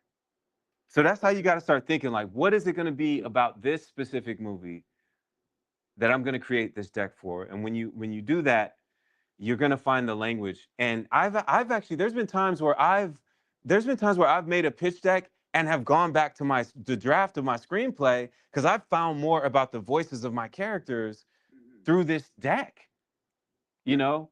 And so like I decided, like, I'm doing this AI movie. It's an AI that ends up that helps this guy with his life because he was dependent on one thing and he traded his dependency to AI. Um, and I was like, oh, it'd be cool if the AI was like talking to somebody through the pitch deck and is like, hi, my name is this. If you want to, please agree to this terms and conditions. And it's like I put it in like five font or something because you know you can't read it. But like the idea is that we never read this stuff anyway, you know. And then I say if you agree to these terms and conditions, click next, and they click next. And on each page, I wrote a text for her on each page, and she's kind of sarcastic. She's kind of an asshole, and like it was kind of interesting. I'm like, oh, this would be cool. But through that process of making that pitch deck, I found out more about this AI character in the film. I found her voice through the pitch deck. And then I went back and like redid like a lot of her language and a lot of her scenes and stuff like that. Okay. So the next thing for you is decide how you want this pitch deck to look. Go and find some of the best ones and decide, and come back here next time with what you want it to be. Copy that. Yeah. Go. You said shot deck subscription, and then Yes, get a shot. It's worth it. I think it's $12 a month, 13. Okay, it's so worth it because you can't find those images. You used to be able to Google a lot of these images. I think people like cut it down. They're not, everything is for pay now, and Shot Deck has them all. And not only that, when you find an image that you like, it's gonna pull up other images from other movies that are like that. It's incredible, man. So yeah, go to Shot Deck, start going, and you will be inspired by it. You know, yeah, yeah. Thank you so much. Cool. Thank you, bro. I guess I'll email you the movie. Yes, yeah. Send it to me. Yeah. I think I was gonna go to. What is it? Yeah, you're next. Yeah, yeah.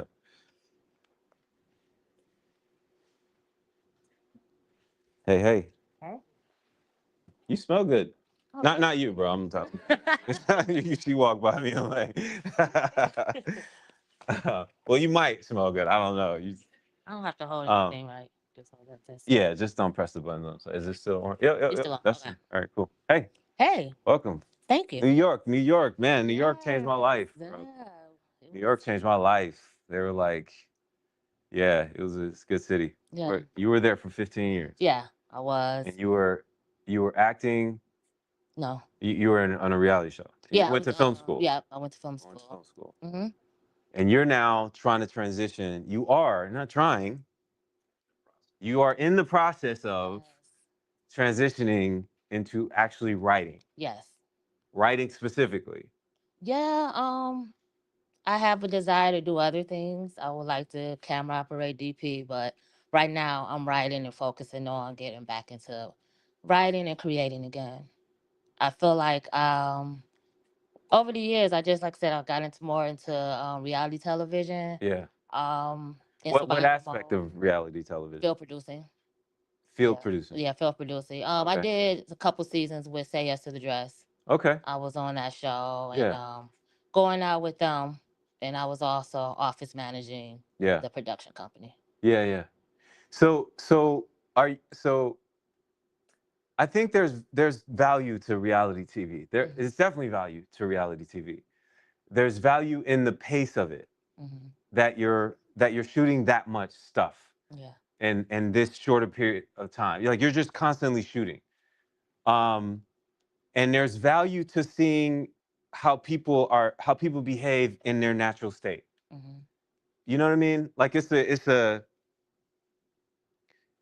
and that could, and when you talk about writing, what you want to do as a screenwriter, you want it to feel natural. You don't want it to feel like when you're watching something, you don't want it to feel like, oh, this is a screenplay. Mm-hmm. I can tell it's a screenplay. I know y'all watch some things sometimes. Like, bro, they'll never say that. They'll never say that. This is a screenplay. So the value of you being in these environments with these people for that amount of time can be tremendous. Mm-hmm. that leads to my larger point. Like a lot of times folks will say like, oh, I'm doing this, but I'm not doing my craft. I'm working at a I'm working at this place at a TV network, you know, the news station. I'm not doing filmmaking. It's if it's in anywhere in the vicinity of filmmaking, there's value to it. You just have to find out what that value is and how you like convert that into what you're trying to create. Right now, you have years of evidence of how real people talk, behave, react in real time. You get to do this. Like one thing when I was in New York, I used to sit on the train and watch people like I would have my sunglasses on so they wouldn't know I was watching them. Right. I wasn't a weird guy like, what are y'all talking about? You know, but as you know, in New York, you will see anything. Yes. And nothing is like off the table anymore. Yeah. Nothing is off the table. So like the value of you having that is tremendous. Now it's about the step of actually doing it. And where are you with that step? I've started writing, dived in. I didn't do an outline or anything. I came up with this idea and I went straight into writing. I finished my first scene. I'm working on my second scene, and I guess it goes back to what you were saying about um the dialogue. Yeah. I guess I don't know if I'm overthinking it or what, but I don't want it to come off too gimmicky or too preachy. I want it to be as natural as it can, and I think that's where I'm kind of stuck at because I could be overthinking Where's your it. page? It's on my laptop. Can you get it? Yep. Can we read it? Sure. Y'all down with that? Y'all want to read it?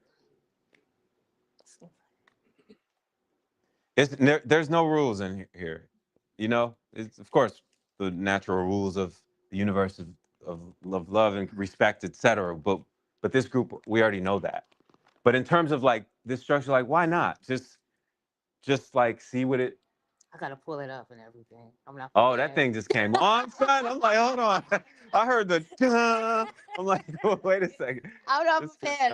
No, it's cool. Oh no, oh no, we'll talk into it. So you wrote a scene, and you're trying to write the next scene. I am. How long has it been? Since I wrote this scene? Yeah. About Tuesday is when I wrote Oh, okay. it. Yeah, so it's pretty. So you started since the last session. Yeah. Nice. Yep. That's amazing. You started the scene. I did. Yep. And where did you? So when you were in film school, did you study writing? I did. I Okay. did all of it. They pretty much because I was at the Art Institute in New York City. Right. So we did like everything from camera operating to Right, lighting to After Effects. So you were trained. You were trained writer. You studied writing. Mm-hmm. Have you continued that study? I have not. Okay. And how long has it been? Woo, about 10 years. Yeah. Okay. So I learned Spanish before. Yo aprendiendo español con Rosetta Stone. Antes de Duolingo, antes de Babel, fue Rosetta Stone. Yo soy fluente en español porque de Rosetta Stone. Pero después, Rosetta Stone, yo practico con Duolingo, con Babel, con mis amigos. So I said, like, I learned Spanish through Rosetta Stone initially, like mad years ago, just because I wanted to learn. And I lived in New York, and I lived down the street from Harlem and all this. And so I was able to talk. I was able to speak it every day, like all the bodegas or whatever. You can literally speak Spanish every day. In this case, you learned it. You got to speak it. Mm-hmm. You got to speak it regularly. Like you gotta. There is no.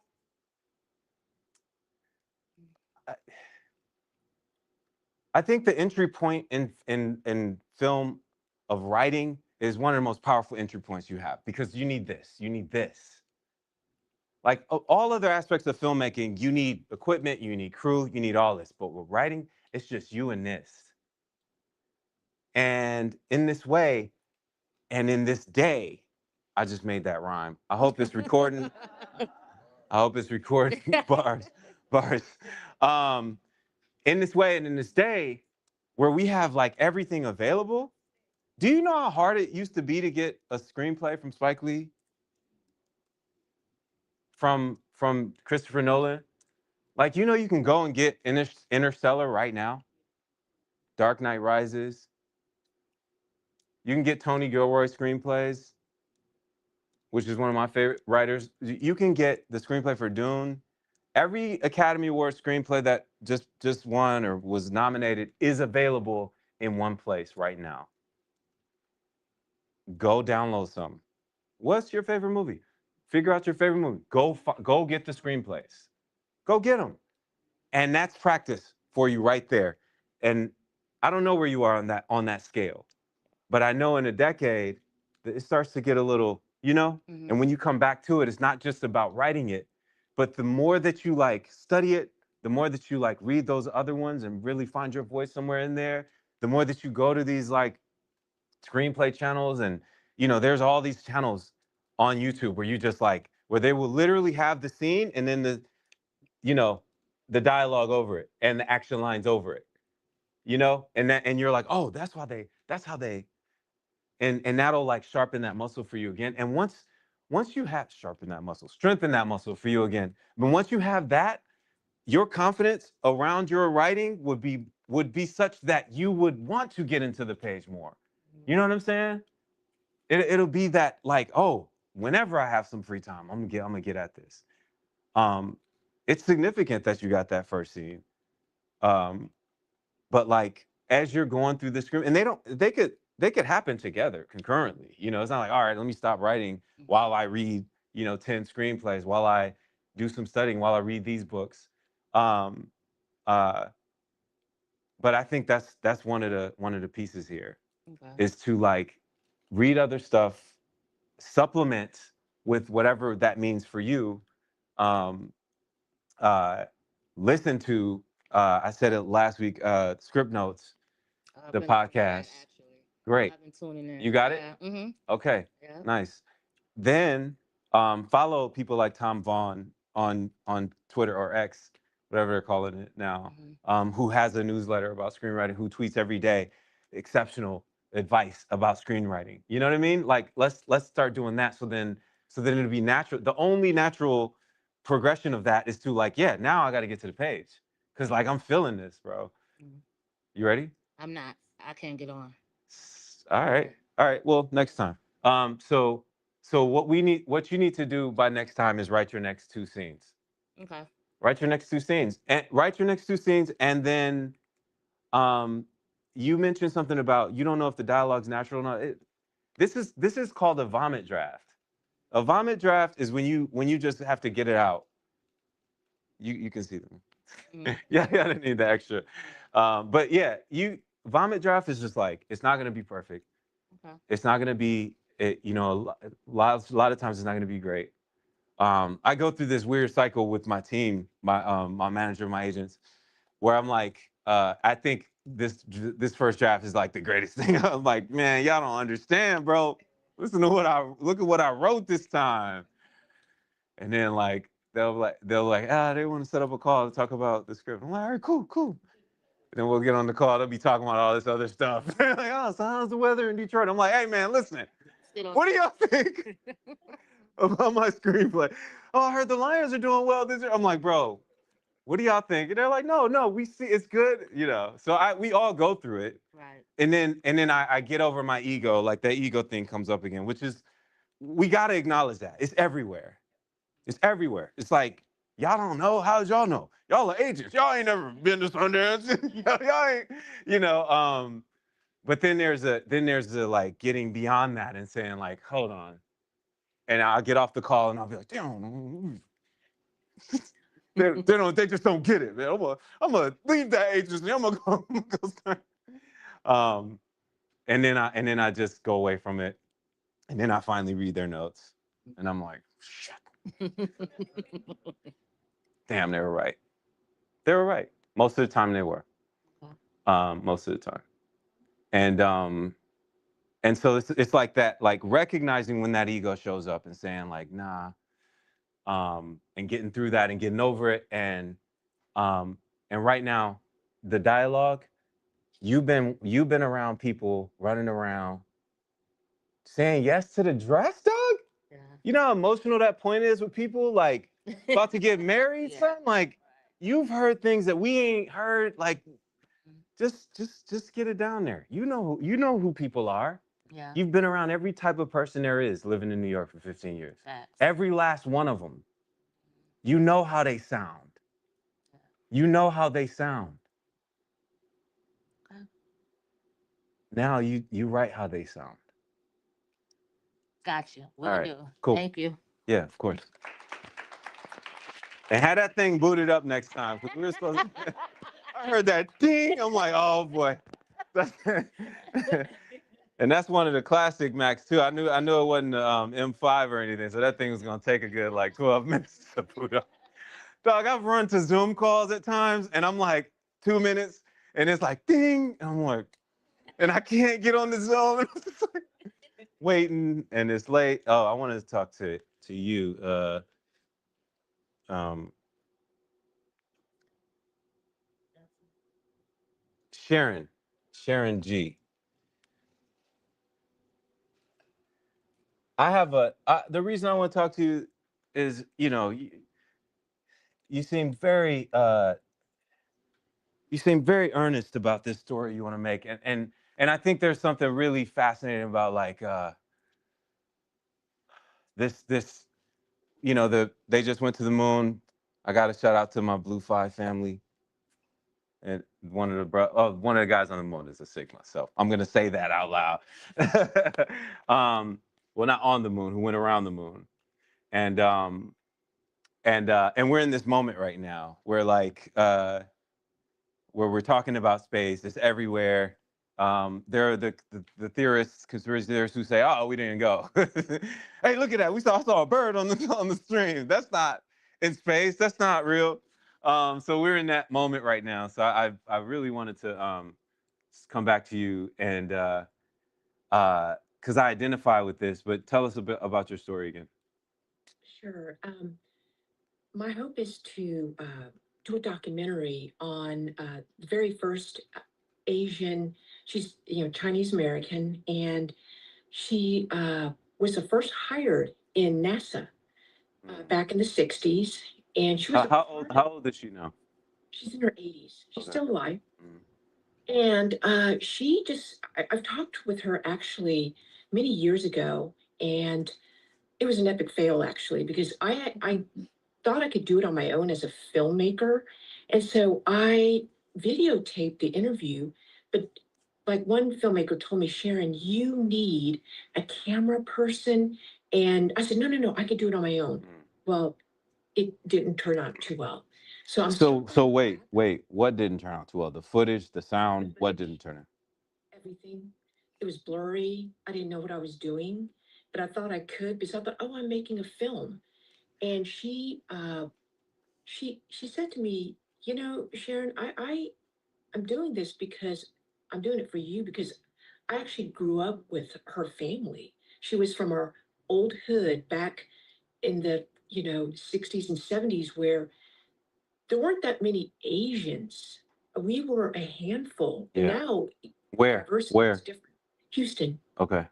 Yeah. And Yeah, so it's like my homie Mo Amer talks about Houston a lot. The comedian actor.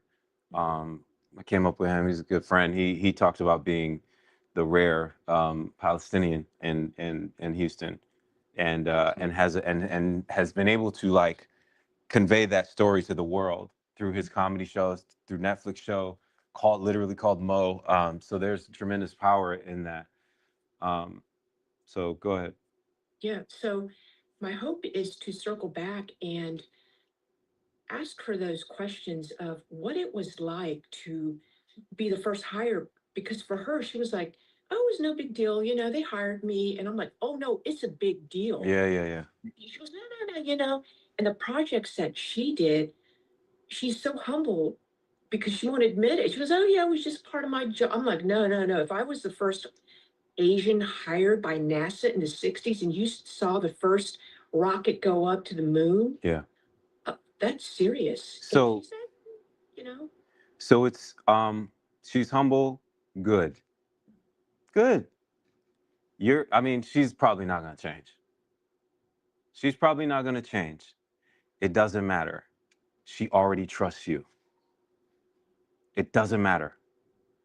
All this stuff, like, I thought it was going to be like this big hill and mountain. She won't talk to you. She won't sit down. I'm hearing that you got that access already.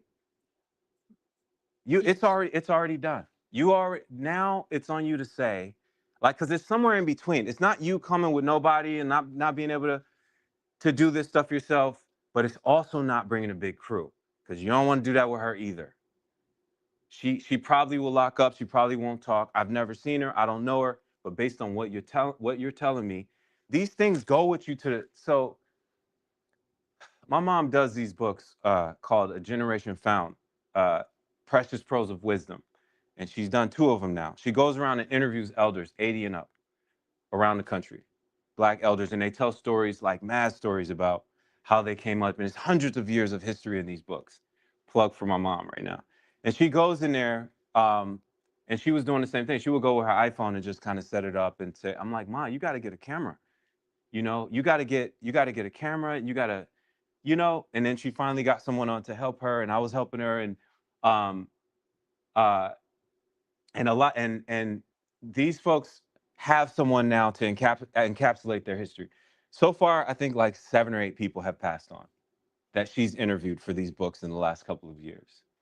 And so a story like this is not only the potential of a profound documentary, um, but the potential of a tremendous feature film too. But it starts with getting with her and getting that story, and that's going to take for you to set it back up again. I don't know what that looks like, but like it seems like you're feeling a lot around that, right? And you're feeling a sense of I guess failure. You said it was an epic failure. I don't know that it was, I don't know that it was, because you got there, you got to talking to her. She might have not talked about that for the last 30 years, and she talked about it with you, and she has that trust from you now. And the thing that you mentioned when you first gave your description, that thing about like how much y'all feel culturally, how much you're meant to be hard on yourselves, to be this and that. You're doing that right now to yourself. You got to be a little more gentle to yourself for what you did shoot and what you have tried already. And that door, I'm telling you, that door is already open for you to go back and try it again. I A lot of people don't know this about me. Sally knows, because we grew up in the same community. Like my family, my dad was like mad strict. Rest his soul, passed away a couple years ago in 2022. Um, and a lot of things, there's a range of ways you can be when you're raised in Muslim, and my dad was on on the side of like photographs were haram when I was a boy, when I was a baby. I have no baby photos of myself, none. Birthday parties were haram for me. I didn't have birthday parties. I spent a good amount of time in adult life kind of adjusting, like, oh, what do you do at a birthday party? Like, what do you, I mean, those are some wild things to be learning as an adult. You know what I mean? I think there's like one picture when I'm like 3 or something that my mom snuck when we were down in Mississippi. And there's one when I'm like 7 or whatever. But like, I don't have photos. And my whole life, what my father was like, lower your gaze, be humble, do this, be that. Don't be too. And to this day, like part of doing this for me, part of doing this even for me, who still has trouble like listening to my bio when I'm about to be called on stage somewhere at Sundance. Qasim, Basir, is this a? I have trouble. I stand there like, oh boy, here we go. And then part of this for me, even sitting here and doing this, is being like, nah, man, this is my voice. When you grow up and you have like, I used to work at Kroger. I used to push carts, and like, people used to lock the door when I'm next to their car in Ann Arbor. I used to get pulled over. I've been pulled over. I can't even count how many times. I used to play football. I used to be more yoked. I used to have one of them football necks and I would intimidate people. You know, and you hear my voice. Everybody hears my voice in here. Y'all hear my voice on the live wherever, and my voice is deep. And I used to talk like this. You know, I used to talk like this. I spent years like just talking like this to make sure that I didn't, you know, they'll be like, what? They'll be like, what'd you say, Qasim? No, no, no. It's just, you know, I literally like took my voice down to make other people comfortable, you know? And like some of us exist in these, it's like how many, we got to figure some of these things out and see like, well, why did I do that? Well, I know why. I know why now. And I know, and I understand it, but it does not fit for the life that I am here to live. That was my father's idea about life, and he had it for a certain reason, and I love him literally to death. And that was fine. I got a lot of great things from him too. But in the same way, that's why it resonates with me so much, because you're talking about like you're meant to be humble and quiet and this. I gotta, but that story she has is not. That story she has is meant to be told.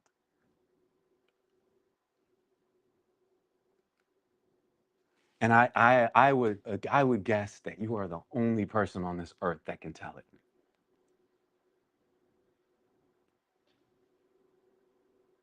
So like literally I feel like,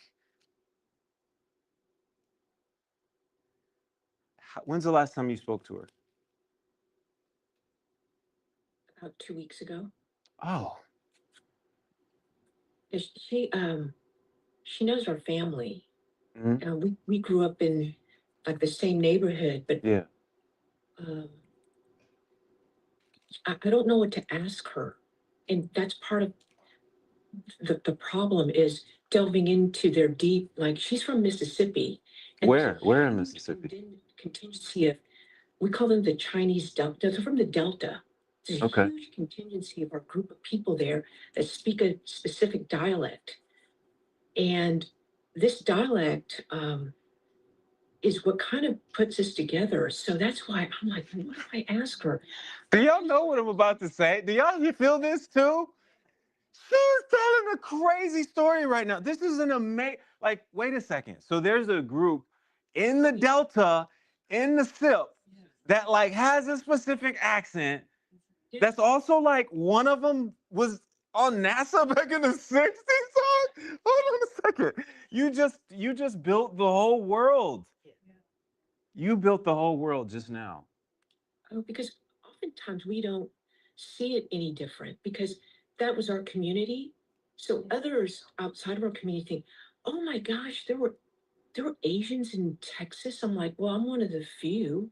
Yeah. So we're not a large contingency, but we went to the places where like a lot of them would tell me our customers were the African American cotton pickers. And I'm like, they picked cotton. Yeah, like my grandfather. My grandfather literally dropped out of school when he was 11 years old to work the farms, and he was a sharecropper, and he dropped out at 11. Uh, didn't finish his education, then raised 9 children, including my mom, uh, who all did finish school. My family's from Natchez. So all that to say, there's one thing. Just say to her, can I have tea with you? Can we set up a time to have tea? And you shoot that. Okay. You looked a little confused about that. Because I know she likes structure. So she'll be like, if No, you could tell her you're gonna shoot her. You're gonna shoot it. You could say, hey, I wanna have an interview. I wanna talk to you about your time. You got to be upfront about that. You can't like sneak some cameraman back somewhere. That'll close that door. No, tell her. Tell her like, yo, I wanna come and have tea with you, and I wanna have a conversation with you that we had before. But this time I want to bring my niece or nephew, someone else in the family. They don't have to. Don't get some random film person who's gonna come in her house and start, moving moving couches out the way. Do not do that. Get somebody who can just start a camera and put it on a thing like this. You see this right here? You see this right here?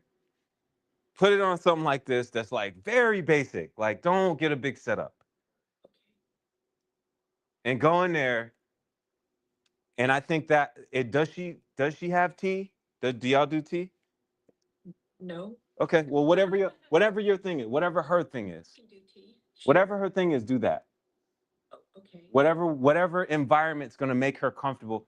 Don't try to set it up. Don't try to be like, oh, I got this, I got lighting, I got you. You sit right there. Like, nah. You sit across from her in whatever environment makes her the most comfortable, and say, like, I got to get this interview. And that interview is gonna then take you through the entire documentary. You're doing a doc, right? Yes. It's gonna take you through the entire documentary, where you talk about where she's from. Now you get to highlight this community that no one really knows about in the Delta. Now you get to talk about NASA back in the 60s, how few of y'all were in there. Now you get to connect it to right now, where they just came back from the moon. Yesterday they landed in the water. I think it was in the Detroit River they landed. No, I'm joking. I'm joking. Trying to claim as much as we possibly can. Now you get to do all that. Like, that's your thing to do, is just to call her and figure out what's the time where you can go get some tea or coffee or whatever y'all do. Okay. And get that interview again. Excellent. Thank you. Thank you for Of the course. encouragement. Thank you. Of course, absolutely. We got one more, and then we gotta. Actually, I think we should just do a Q&A now, because we went way over last week, and I want to. Sorry if I didn't get to enough people this time. I wanted to. Yeah, but we could do it. Let's do a Q&A, and then go from there. Yes. Talking about pitch decks. I keep the investor perspectives kind of separate from the pitch deck, 'cause I feel like the pitch deck is more artistic. I feel like you. But Yeah. but in the investor perspectives, I mean, how do you approach that? How did you approach that? Oh, with the investors, Yeah. it depends on who the investor is. It completely depends on who the investor is. Like, every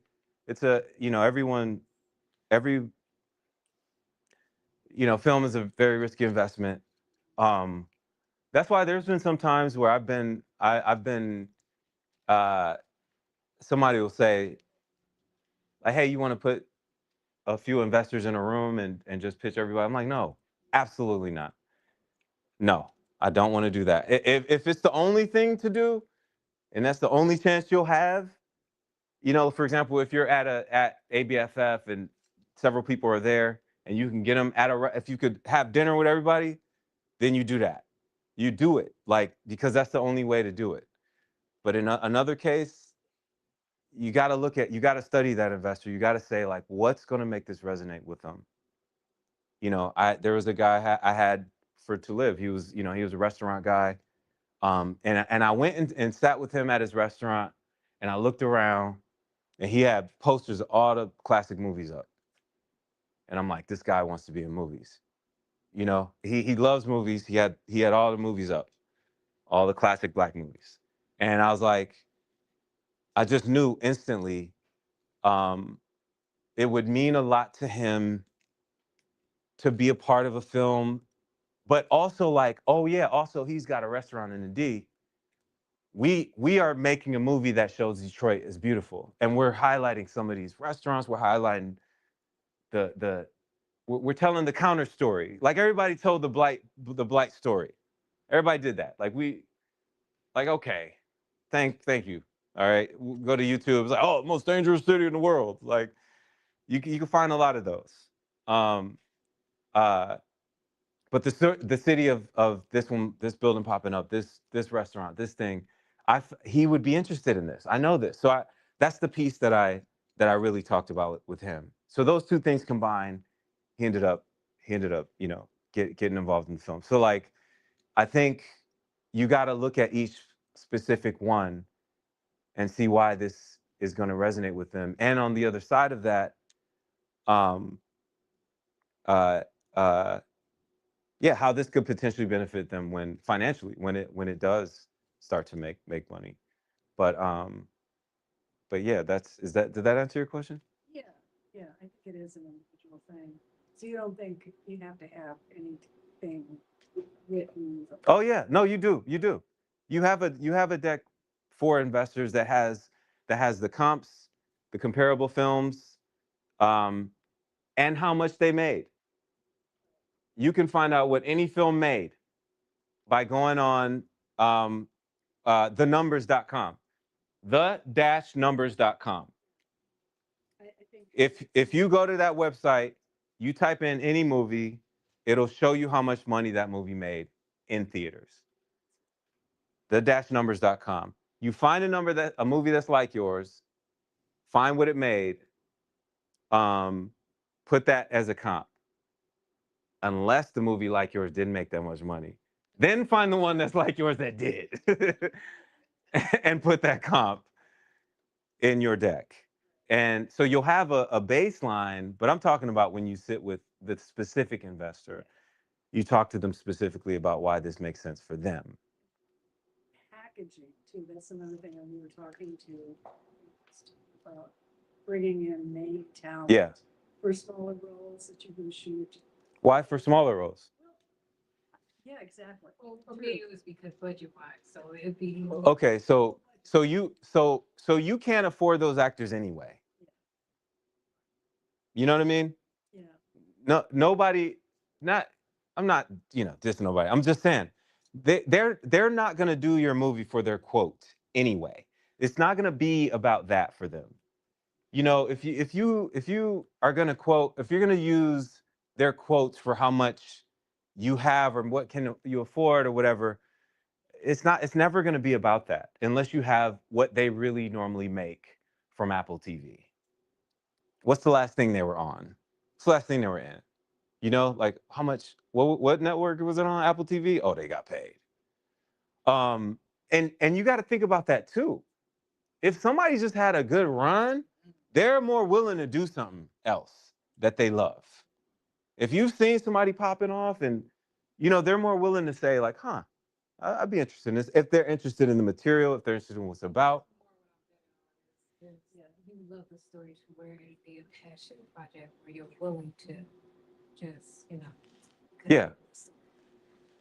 So don't automatically say like for a day player role or a smaller role. It just doesn't have to be that. So How do you approach them? how do you approach actors? You have to, yeah, you got to either get through their agent or you got to get through a personal connection. I don't know which actors you're talking about, but I know with Clifton, there's a lot of people around here that know him. I don't know Clifton for some reason. I haven't.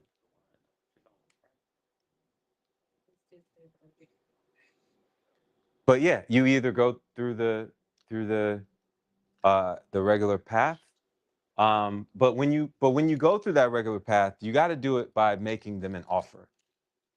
It's very rare that you're going to get a read from an actor without an offer attached. If you don't have some kind of relationship already, you know, um, that's the thing. It's like, well, what's an offer? It's it's essentially a specific format of how actors are sent potential roles, and it's we can get into the specifics at another time, but like they're not it's rare that they're going to read it if it's just a submission that's random and they don't know if it's going to go, if it's anything attached. It's very rare. The only time that happens really is when there's people that know them and it's a friend. Yeah, you're offering them the part. It's an offer. It's literally and they take offers seriously. Yeah. Tony had one first. Speaking of the investor decks, Yeah. and we're pitching investors separately. Are you creating separate decks for investors? No. And just for me, like I really not dislike sending stuff off without having conversations. Like I'm just like I really got to sit and talk to you, and because I've had people be like, oh, let me send this out to my. I'm like, well, who? You know, let's set up a call first. Let's set up a, you know, they got to hear you. They got to know. You know, it's going to be the deck's going to be similar, but the points that you discuss with each one will be different.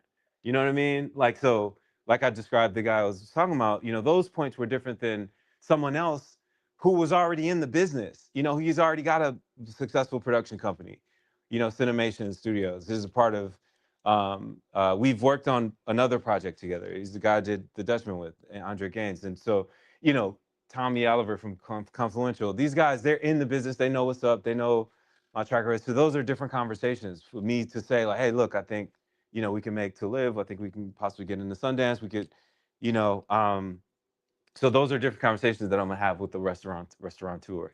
Restaurateur? Is it? Tour. All right. Tour. I learned a little French in my day. What were you about to say?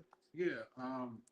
What would you say for people who may be struggling with kind of, I guess, telling their story, who they are? Because I kind of find that sometimes, and I don't know if anybody else in the room, where you get caught up on, okay, do I tell everything about me since I was a kid, everything bad, everything good? Because sometimes I do that, and unless I get asked like a specific question on this specific project, this specific genre, I still struggle on like, okay, what do I talk about without feeling like imposter syndrome? Who to, you know, Oh man, you're comparing asking the right myself. person that question. I put a lot of Yeah, stuff on I screen. struggle with that. People knowing who I am, you know, versus just pitching the project. What are you afraid of people knowing? I don't know. I mean, just I won't say I'm afraid, but it'll be a matter of like, okay, is he in it? Is he just grifting? Is he, you know, is he trying to just play to what's going on, or you know, how long has he been doing this, or is the story authentic versus done before? So I think sometimes I struggle kind of with that. You know, I live the life of a sensitive empath kind of person. And anybody who knows anything about that is like, man, you just feel way too much, bro. Like, oh, if you don't figure that out, it's an agonizing way to live. But if you do figure it out, it's like a superpower, dog. Like, and part of that is like worrying about what people think, you know? Yeah. F them, bro. It's your story, man. Like you gotta you can decide how much you want to tell and how much you don't. These are boundaries, man. We gotta make boundaries, especially in this business. You gotta make boundaries, dog. Because if you don't, they will come in there and take it all. You know?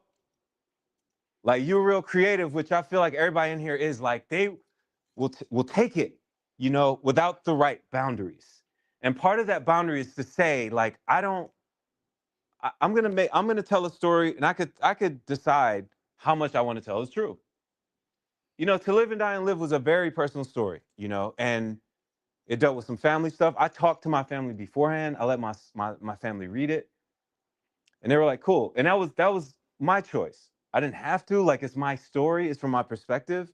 But I respect my family enough to say, like, hey, I'm gonna talk about some things. But as I'm talking about it, people don't necessarily know how much of it is true and how much is not, you know? I talk about alcoholism in there, I talk about addiction, and I say publicly, like, these are things that I've somewhat dealt with. You don't know how much, you don't know how little, you know, it's fine. It's fine. And also people are interested in the story itself, you know. They're gonna ask you questions. If your story gets out there and you're premiering somewhere at a festival and in theaters and or Netflix, whatever, you're gonna have interviews and people are gonna ask you. And it's completely up to you to decide how much you want to say is true and not. It's completely up to you, bro. Are you an introvert? I would say I'm more of a extroverted introvert. I was naturally. It just takes me years of just putting myself out there, being uncomfortable. Even Yeah. doing this, very uncomfortable. Yeah. But yeah, I'd say I'm an extroverted introvert. Yeah. Yeah, don't worry about that part right now. And right now, it's not even relevant because it's not out. You know, if you're thinking about that, that's only another block because it's 1,000 of them anyway. It's 1,000 blocks anyway, dog. Let's get them out the way so we can get to the art and like make this thing good. And then you could start having those conversations and make those decisions. You know? Appreciate it. Yeah, for sure. We got time for. Oh man, this time be going. These last two. All right. I just got a quick question that's been on my mind because I've been thinking about doing a short proof of concept film to essentially get my feature produced. And I was wondering, like, in today with the kind of like film revolution, independent revolution that's kind of going on, is that still valuable in the way it was like even 10 years ago? Oh yeah, a short is absolutely valuable. I don't know if it's gonna be fiscally valuable. Maybe not. You might not make much money at all off the short, but the value of like getting into these festivals, doing the circuit, man. If we're reminded of mortality before at the right when this was beginning, and again when it's about to end. That's something. Yeah, yeah, yeah. Down the street from a funeral home. Um. So yeah, it's tremendously valuable. The value of a short like you. Um. Yeah, you get into festivals. They depending on the festival, they fly you out. Um. I used to be jealous because like at ABFF, they would like fly the shorts out, but not the features. That's crazy. I'm like, I'm sorry, what? I'm like, I'm sorry, what? Sorry, Jeff Friday and all I'm talking about. Um, but I'm like, hold on. But then I realized, ABFF has a partnership with HBO. I'm like, so HBO is doing a shorts program at ABFF, and they fly, and HBO got like $1 trillion, bro. They got like, um, and no, that's Apple has got $1 trillion, but HBO has billions. Um, so yeah, the short they fly you out, you go down there, and you get an audience from all over the world, from all over the place that watches your piece, and I mean the possibilities are endless with the right short. They are endless. You get like there's it's hard to get representation, but like the right short to get you representation, the right script to get you representation, the right, you know, um, so yeah, absolutely. There's tremendous value in it, bro. It's just you just gotta, make sure that it's good and solid and goes through the ringer. All of this stuff is like has to go through the ringer. Let's be clear. We're not in the day of like, oh, I wrote something cool, let's go shoot it. No, do not do that. Do not do that. Just go shoot it. I wrote some of them. Go shoot it. Like, whoa, who read it? Oh, my homie read it. What? Is your homie a screenwriter? He played a guitar. Right, right. He an artist. He played a guitar, so he know music notes, so he know the notes and the beats of a film. And mind you, it's good to have like outside eyes read a script. That's not a screenwriter. But like when it comes to should I make a thing like but like make sure it goes through the ringer. Get coverage like we were just talking about with you. Um, get other people to read it. Get in a writers group. We share a writers group. Um, uh, do what you can to make sure that by the time you shoot that first frame, it's like it sings. You know, and you'll know when it's ready. I think there's a point we get to when we know. The conversation around like studios and the big folks involved in getting to a script that we like, that's a whole another conversation which we'll get into maybe next time. But yeah, I think.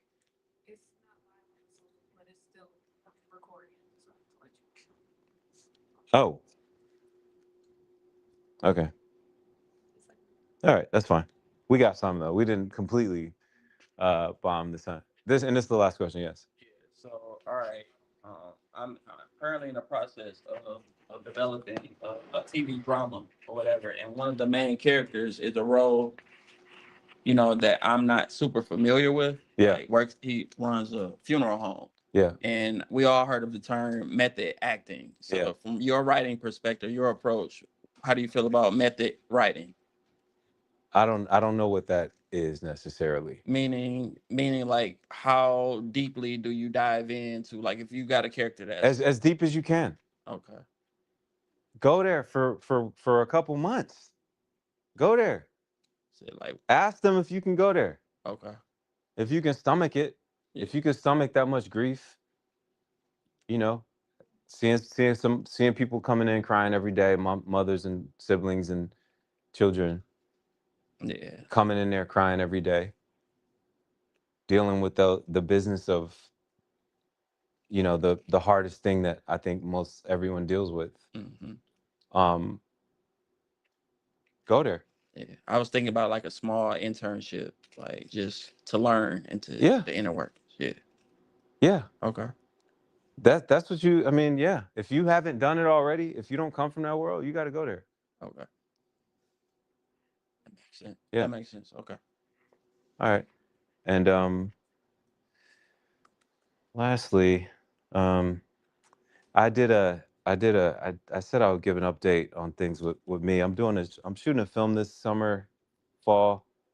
It's kind of like an action-y kind of thing to flex my action muscle a bit, called Bad Animals. And I just did a polish for that film. See, like the studio will sometimes want stuff done on the film, and so it could get a little better or attract an actor or like some another studio to partner. Just turned that in like a couple weeks ago. I wrote I just heard back from my team about this big film that I wrote called Son of God, SUN of God, and like I'm moving, like we're all in a place of like I'm transitioning from, well, not transitioning because I'm always going to do indie stuff. I'm always, but this next era for me is about doing these um, bigger world building kind of things. Because like the soul of my Sundance work, but with the world of Dune. You know what I'm saying? Like that's where the space that these next few things are going to occupy for me. And and uh, I'm about to start on another writing thing. We're in the kind of like deal phase right now, so there's not much to talk about on that. Like there are times when you don't want to say much about a thing, and there are times where you're not allowed to.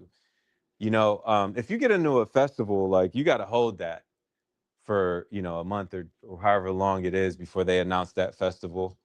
And that's some of the hardest stuff. You be like, you be at events, they be like, "How you doing?" I'm like, "I'm cool, I'm good." Something you want to tell us, bro? Like, no, just I'm good. Something you want to, hey, maybe, but so it's hard to hold that information sometimes. But yeah, that's how it is in this business with certain projects. You got to just like I couldn't tell anybody about HBO for like mad long, and that was one of the hardest things ever. When we pitched my show and got picked up and all this, to the point where to the degree where I was like, is this even real? Like because the deal stage takes so long and you don't really understand. And when it's your first project like that, you just like you don't understand. And when you've been kind of a starving artist and you've come from the world I've come from, you're not used to that kind of weight. But it happens, and that's part of this business too. But with that, I think we're gonna get going. Went over once again, but I'm very very happy y'all came, and we'll do updates next time because there were some people that had some things that they were meant to do. We'll kind of do that on our way out and kind of talking to y'all individually. So cool. Thank y'all for everything.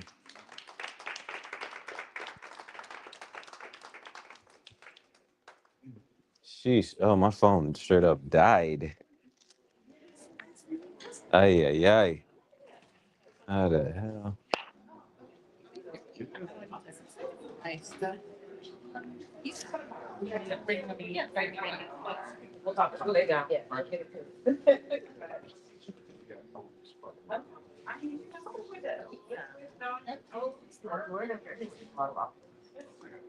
Oh, shit.